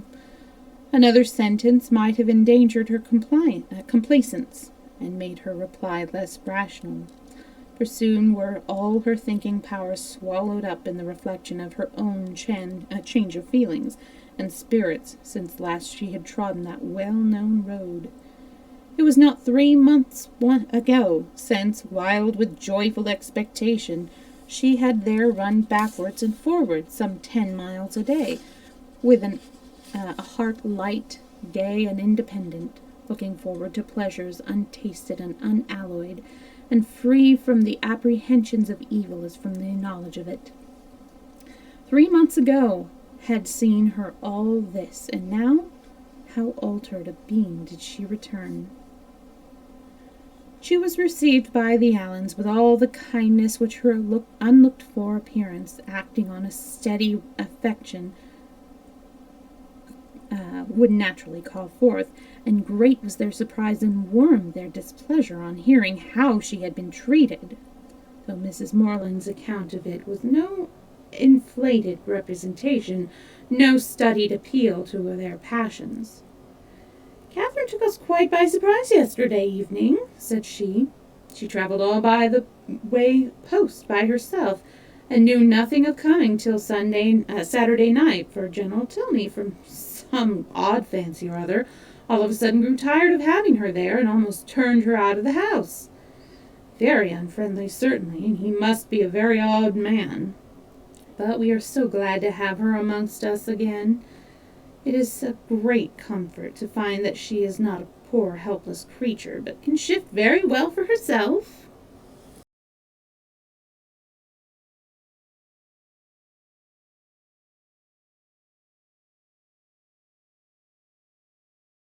Immediately made use of again by herself. His wonder, his conjectures, and his explanations became in succession hers, with the addition of this single remark: "I really have not patience with the General," to fill up every accidental pause, and "I really have not patience with the General," was uttered twice after Mr. Allen left the room, without any relaxation of anger or any material digression of thought. Oh, is it broken? Is the sound coming through, Pete?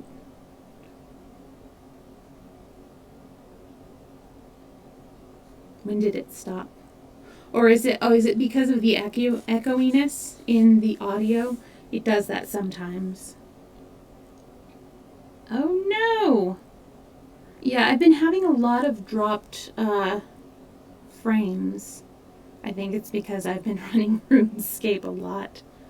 I hope that I haven't lost any of the audio for the VOD, for when I put it on YouTube. Well, I shall just have to hope that I haven't lost anything. So I'll continue. Let's see, there we go. A more considerable degree of wandering attended the third repetition, and after completing the fourth, she immediately added, "Only think, my dear, of my having got that frightful great rent in my best Mechlin so charmingly mended before I left Bath that one can hardly see where it was. I must show it to you some day or other. Bath is a nice place, Catherine, after all. I assure you I did not above half like coming away. Mrs. Thorpe's being there was such a comfort to us, was it not? You know, you and I were quite forlorn at first." "Yes, but that did not last long," said Catherine, her eyes brightening at the recollection of what had first given spirit to her existence there. "Very true. We soon met with Mrs. Thorpe, and then we wanted for nothing.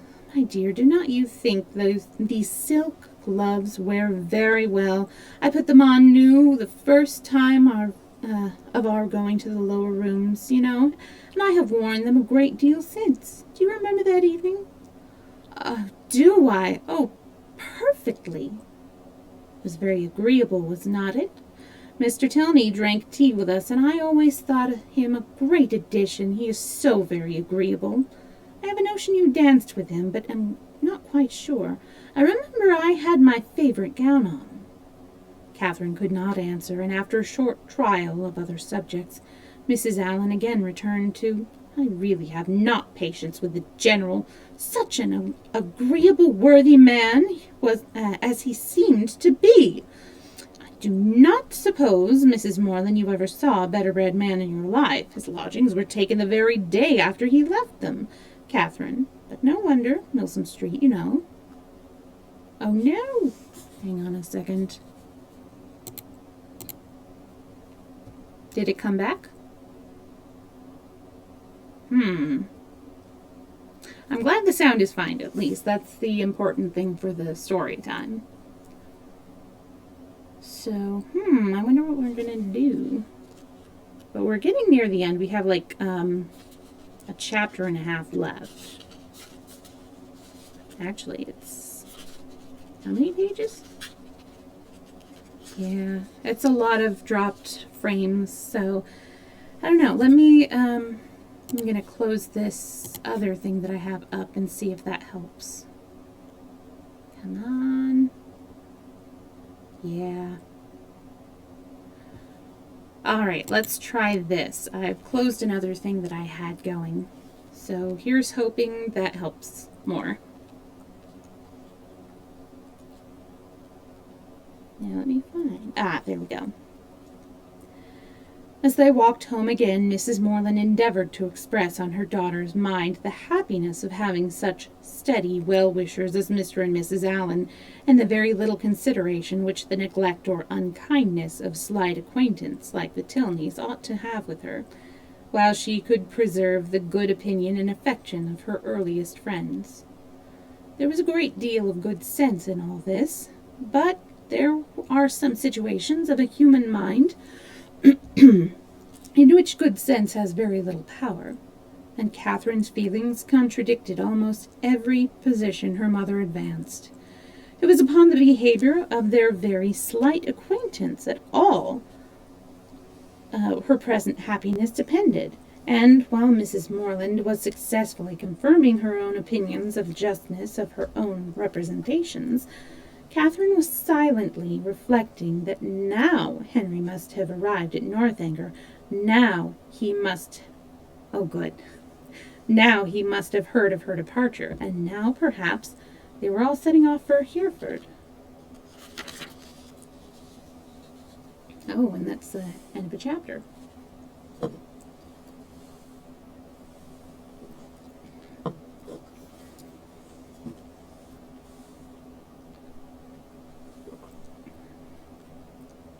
Chapter 30. Catherine's disposition was not naturally sedentary, nor had her habits ever been very industrious, but whatever might hitherto have been her defects of that sort, her mother could not but perceive them now to be greatly increased. She could neither sit still nor employ herself for 10 minutes together, walking round the garden and orchard again and again, as if nothing but notion was voluntary. And it seemed as if she could even walk about the house rather than remain fixed for any time in the parlor. Her loss of spirits was a yet greater alteration.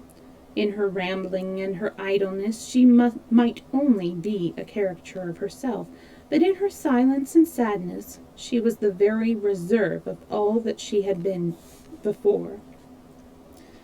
For 2 days Mrs. Morland allowed it to pass even without a hint, but when a third night's rest had neither restored her cheerfulness, improved her unusual activity, nor given her a greater inclination for needlework, she could no longer refrain from the gentle reproof of, "My dear Catherine, I am afraid you are growing quite a fine lady. I do not know when poor Richard's cravats would be done, if he had no friend but you. Your head runs too much upon Bath, but there is a time for everything, a time for balls and plays, and a time for work. You have had a long run of amusement, and now you must try to be useful."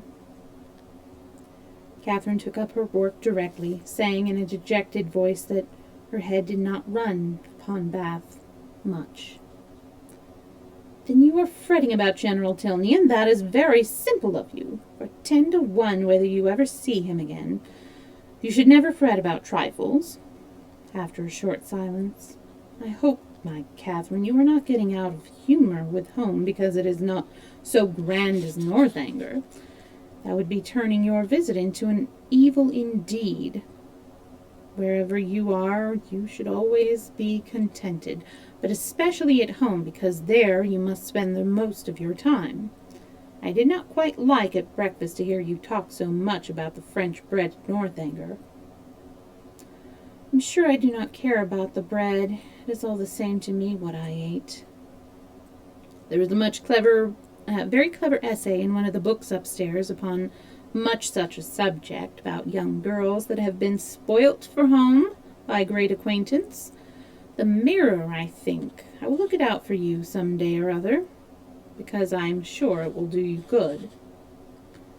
Catherine said no more, and with an endeavor to do right, applied to her work, but after a few minutes sunk again, without knowing it herself, into languor and listlessness, moving herself in her chair from the irritation of weariness much oftener than she moved her needle.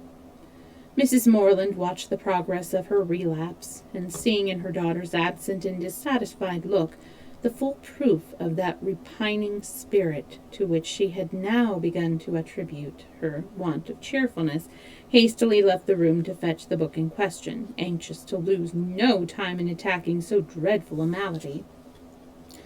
It was some time before she could find what she looked for, and other family matters occurred to detain her. A quarter of an hour had elapsed ere she returned downstairs with a volume from which so much was hoped. Her avocations about having shut out all noise but what she created herself, she knew not that a visitor had arrived within the last few minutes, till, on entering the room, the first object she beheld was a young man whom she had never seen before. With a look of much respect, he immediately rose, and being introduced to her by her conscious daughter as Mr. Henry Tilney, with the embarrassment of real sensibility, began to apologize for his appearance there, acknowledging that after what had passed he had little right to expect a welcome at Fullerton, and stating his impatience to be assured of Miss Morland's having reached her home in safety as the cause of his intrusion. He did not address himself to an uncandid judge for a resentful heart.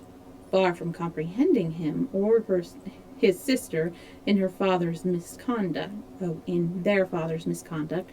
Mrs. Morland had been always kindly disposed towards each, and instantly, pleased by his appearance, received him with the simple professions of unaffected benevolence, thanking him for such an attention to her daughter, assuring him that the friends of her children were always welcome there, and entreating him to say not another word of the past.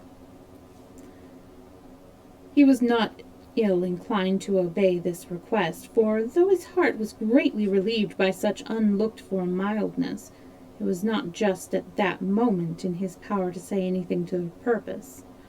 Returning in silence to his seat, therefore, he remained for some minutes, most civilly answering all Mrs. Morland's common remarks about the weather and roads. Catherine, meanwhile, the anxious, agitated, happy, feverish Catherine, said not a word, but her glowing cheeks and brightened eye made her mother trust that this good-natured visit would at least set her heart at ease for a time, and gladly therefore did she lay aside the first volume of the Mirror for a future hour. Desirous of Mr. Morland's assistance, as well as in giving encouragement, as in finding conversation for her guest, whose embarrassment on his father's account she earnestly pitied, Mrs. Morland had very early dispatched one of the children to summon him, but Mr. Morland was from home, and being thus without any supper at the end of a quarter of an hour, she had nothing to say. After a couple of minutes' unbroken silence, Henry, turning to Catherine for the first time since her mother's entrance, asked her with sudden alacrity if Mr. and Mrs. Allen were now at Fullerton. And on developing, from amidst all her perplexity of words in reply, the meaning which one short syllable would have aspects to them, and, with a rising color, asked her if she would have the goodness to show him the way. "You may see the house from this window, sir," was information on Sarah's side, which produced only a bow of acknowledgment from the gentleman, and a silencing nod from her mother, for Mrs. Morland, thinking it probable, as a secondary consideration in his wish for waiting on their worthy neighbours, that he might have some explanation to give of his father's behaviour, which it must be more pleasant for him to communicate only to Catherine, would not on any account prevent her accompanying him. They began their walk, and Mrs. Morland was not entirely mistaken in his object in wishing it. Some explanation on his father's account he had to give, but his first purpose was to explain himself, and before they reached Mr. Allen's ground, he had done it so well that Catherine did not think it could ever be repeated too often. She was assured of his affection, and that heart in return was solicited, which perhaps they pretty equally knew was already entirely his own. For though Henry was now sincerely attached to her, though he felt and delighted in all the excellencies of her character and truly loved her society, I must confess that his affection originated in nothing better than gratitude, or, in other words, that a persuasion of her partiality for him had been the only cause of giving her a serious thought.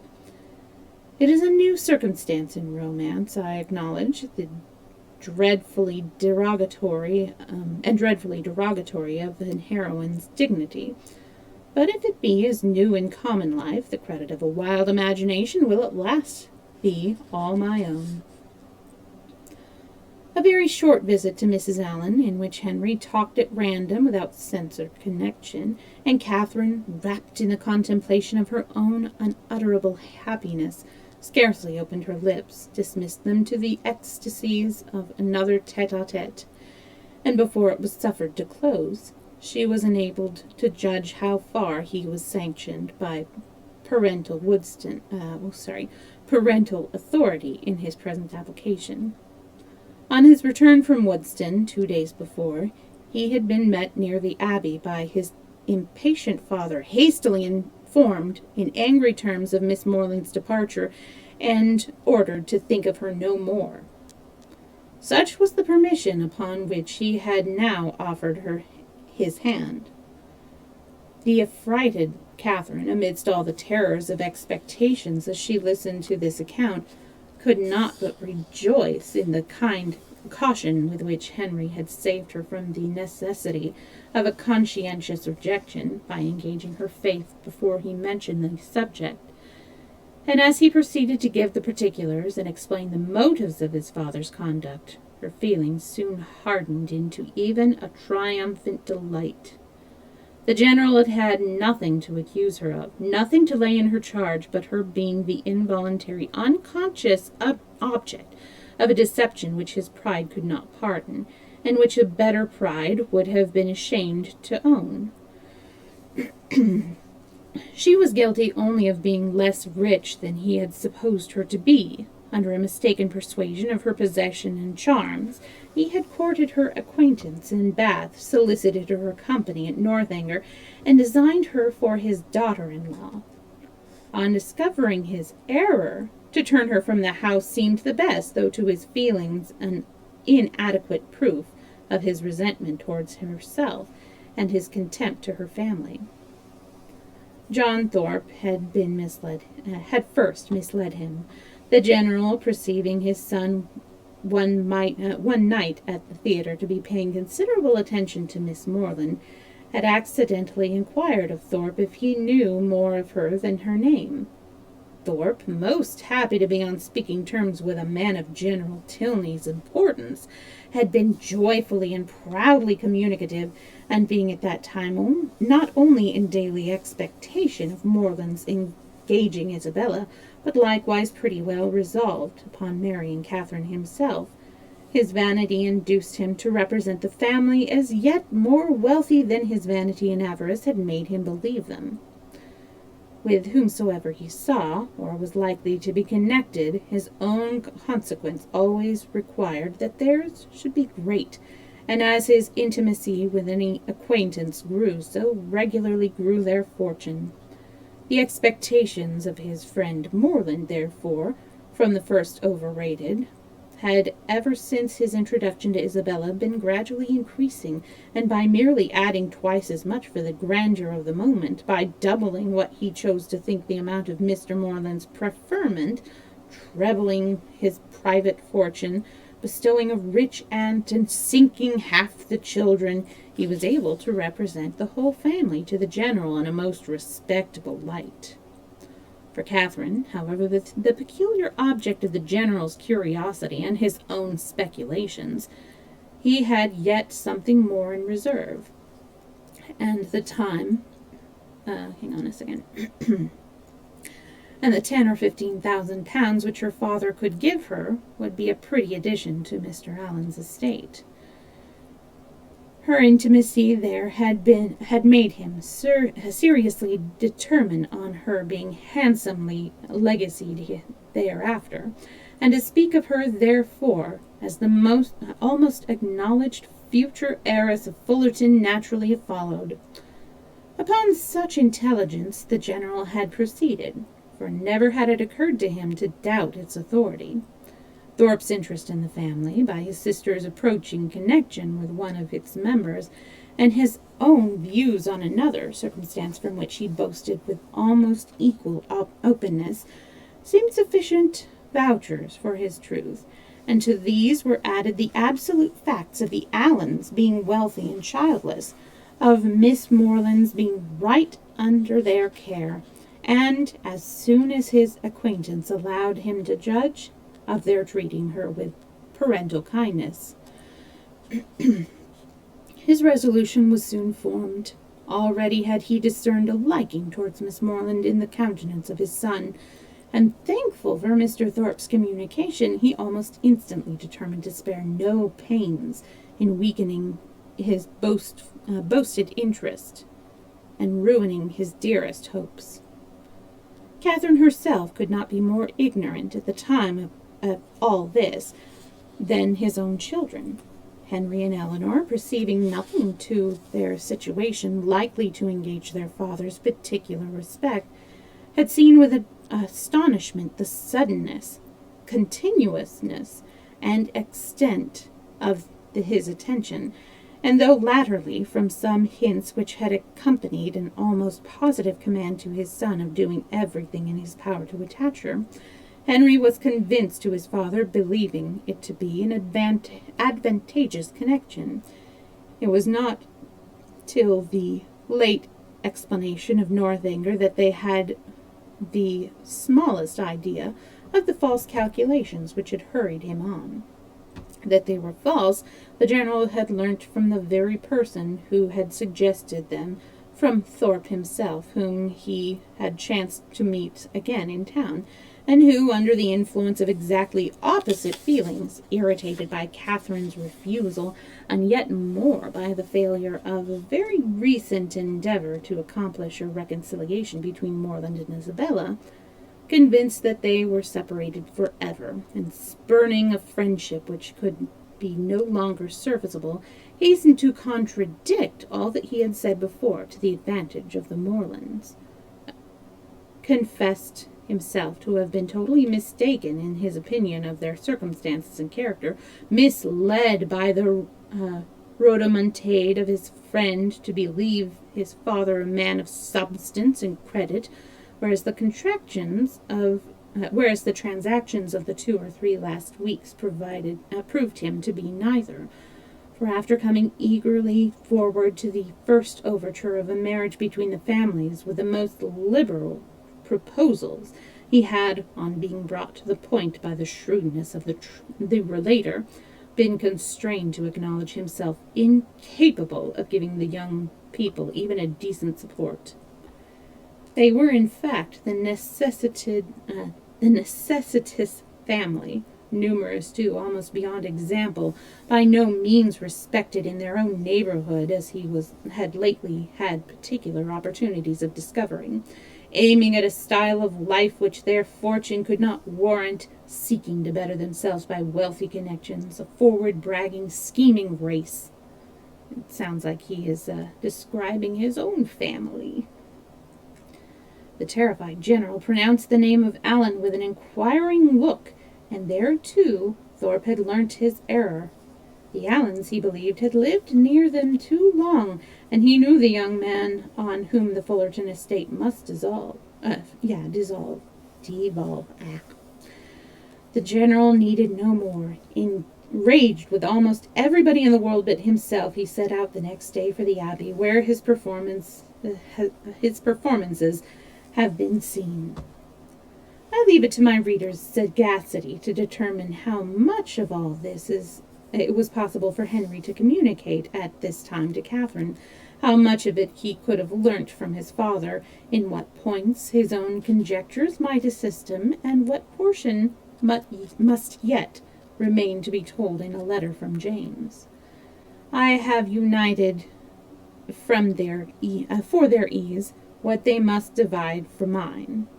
Catherine, at any rate, heard enough to feel that in suspecting General Tilney of either murdering or shutting up his wife, she had scarcely sinned against his character, or magnified his cruelty.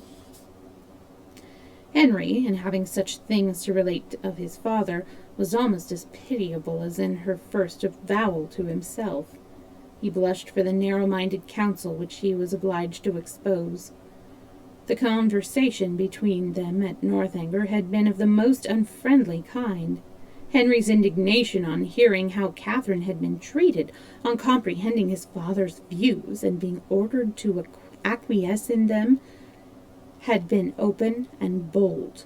The general, accustomed on every ordinary occasion to give the law in his family, prepared for no reluctance, but of feeling, no opposing desire that should dare to clothe itself in words, could ill brook the opposition of his son, steady as the sanction of reason and the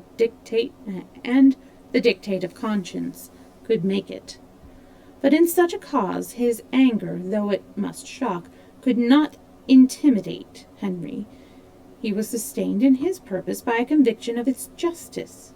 He felt himself bound as much in honor as in affection to Miss Morland, in believing that heart to be his own, which he had been directed to gain, no unworthy retraction of a tacit consent, no reversing degree of unjustifiable anger could shake his fidelity, or influence the resolution it prompted. He steadily refused to accompany his father into Herefordshire. An engagement formed almost at the moment to promote the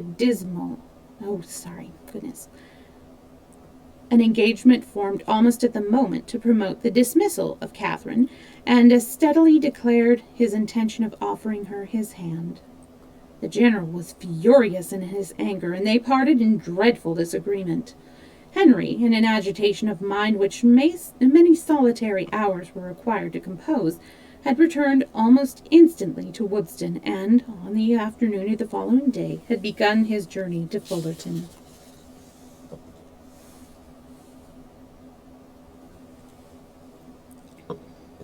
Still a lot of dropped frames. That's weird. Chapter 31. Mr. and Mrs. Morland's surprise on being applied to by Mr. Tilney for their consent to his marrying their daughter, for a few minutes considerable, it having never entered their heads to suspect an attachment on either side. But as nothing, after all, could be more natural than Catherine's being beloved, they soon learnt to consider it with only the happy agitation of gratified pride, and as far as they alone were concerned, had not a single objection to start. His pleasing manners and good sense were self-evident recommendations, and, having never heard evil of him, it was not either their way to suppose any evil could be told. Goodwill supplying the place of experience, his father needed no attestation. Catherine would make a sad, heedless young housekeeper, to be sure, was her mother's foreboding remark, but quick was the consolation of there being nothing like practice. There was but one obstacle, in short, to be mentioned, but till that one was removed, it must be impossible for them to sanction the engagement. Their tempers were mild, but their principles were steady, and while his parent so expressively forbade the connection, they could not allow themselves to encourage it. That the general should come forward to solicit the allegiance, or that he should even very heartily approve it, they were not refined enough to make any parading stipulations. But the decent appearance of consent must be yielded, and that once obtained, and their own hearts made them trust that it could not be very long denied. Their willing approbation was instantly to follow. His consent was all they wished for. They were not more inclined than entitled to demand his money. Of a very considerable fortune his son was, by marriage settlements, eventually secure.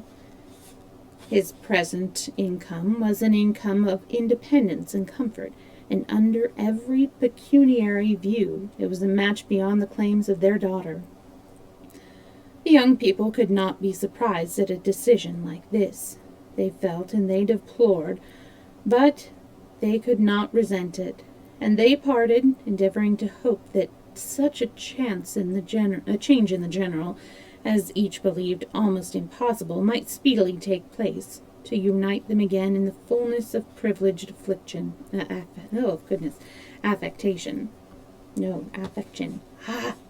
can get this word right, I swear. To unite them again in the fullness of privileged affection. Henry returned to what was now his only home, to watch over his young plantation and extend his improvements for their sake, to whose share in them he looked anxiously forward. And Catherine remained at Fullerton to cry. Whether the torments of absence were softened by a clandestine correspondence, let us not inquire. Mr. and Mrs. Morland never did. They had been too kind to exact any promise, and whenever Catherine received a letter, as at that time happened pretty often, they always looked another way. The anxiety which in this state of their attachment must be the portion of Henry and Catherine, and of all who loved either, as to its final event, can hardly extend, I fear, to the bosom of my readers, who will see in the telltale compressions of the pages before them that we all are hastened together to perfect felicity. The means by which their early marriage was effected can be the only doubt, that what probable circumstances could work upon a temper like the General's. The circumstance which chiefly availed was the marriage of his daughter with a man of fortune and consequence, which took place in the course of the summer, an ascension of dignity that threw him into a fit of good humour, from which he did not recover till after Eleanor had obtained his forgiveness of Henry, and his permission for him to be a fool if he liked it. The marriage of Eleanor Tilney, her removal from all the evils of such a home as Northanger, had been made by Henry's banishment to the home of her choice and the man of her choice, is an event which I expect to give general satisfaction among all her acquaintance.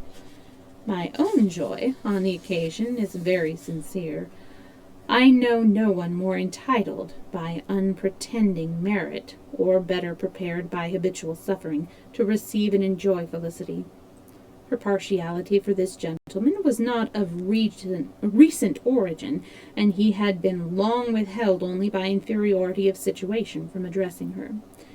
His unexpected ascension to title and fortune had removed all his difficulties, and never had the General loved his daughter so well in all her hours of companionship, utility, and patient endurance, as when he first hailed her, "Your ladyship." Her husband was really deserving of her, independent of his peerage, his wealth, and his attachment, being to a precision the most charming young man in the world. Any further definition of his merits must be unnecessary. The most charming young man in the world is instantly before the imagination of us all. Concerning the one in question, therefore, I have only to add, aware that the rules of composition forbid the introduction of a character not connected with my fable, that this was the very gentleman whose negligent servant left behind him that collection of washing bills resulting from a long visit at Northanger, by which my heroine was involved in one of her most alarming adventures. The influence of the Vicomte and the Vicomtesse in their brother's behalf was assisted by that right understanding of Mr. Morland's circumstances which, as soon as the General would allow himself to be informed, they were qualified to give.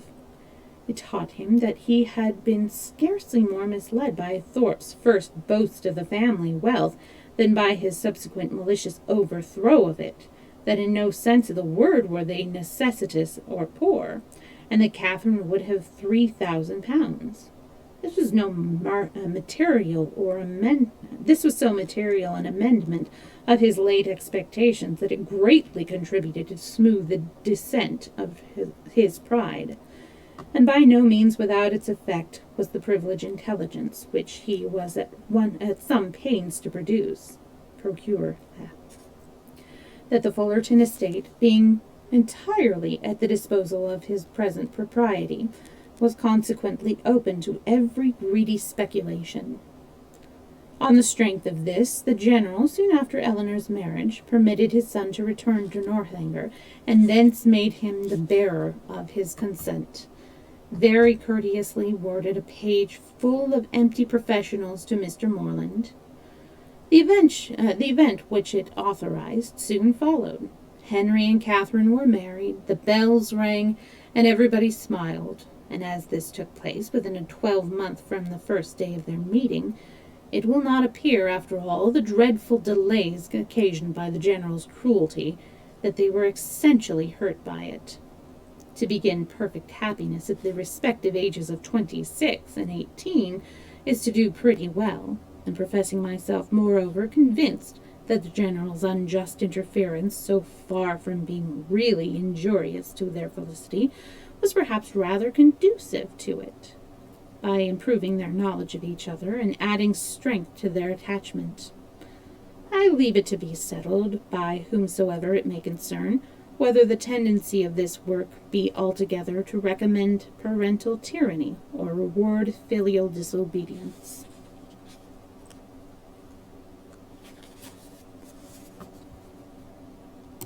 And we have come to the end of Northanger Abbey. So on Sunday, we will continue our story time with a new book. It is the only fiction that Frederick Douglass has written. It's called The Heroic Slave. It's not very long, unfortunately, so it will probably only take about 2 or 3 story times. And I'm hoping that the one by W.E.B. Du Bois, which I've been wanting to read, will come in later this month. I have a feeling it won't, so I'll have to figure out something else. But then in March, for Women's History Month, we have some Nellie Bly to look forward to. One of them ties in with the story we read last year, and then the other one, I didn't know she had written she had serialized a little bit of a mystery. I'm intrigued to hear about that. Anyways, I think I'm going to take a small break, and then we're going to try for a stream. Oh no, that's weird, because I had put him up. Is he not working?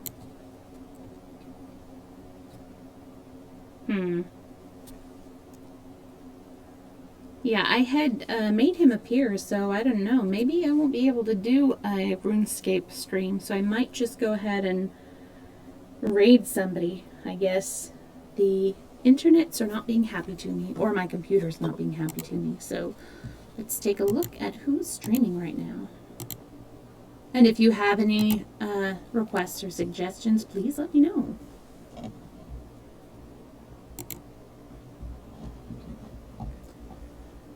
Ooh, we do have Silver Storm. All right, you too, Corral. Thanks so much for being here and for being amazing. Yeah, let's... Oh, Nave 2526. I will read Nave. Let's get this started then. Thank you for the suggestion. Or Nave. So, let's see.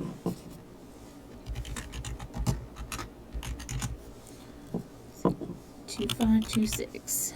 Just double checking. Yes. All right. Thank you once again for hanging out with me. I hope to see you at the next stream. I hope you have a great rest of your week. And then let's see. Getting my raid message ready.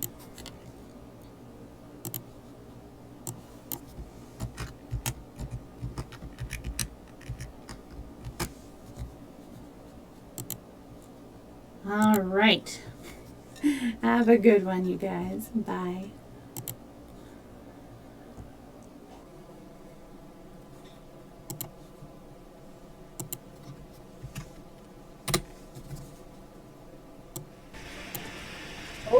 Stormy coming in with the raid.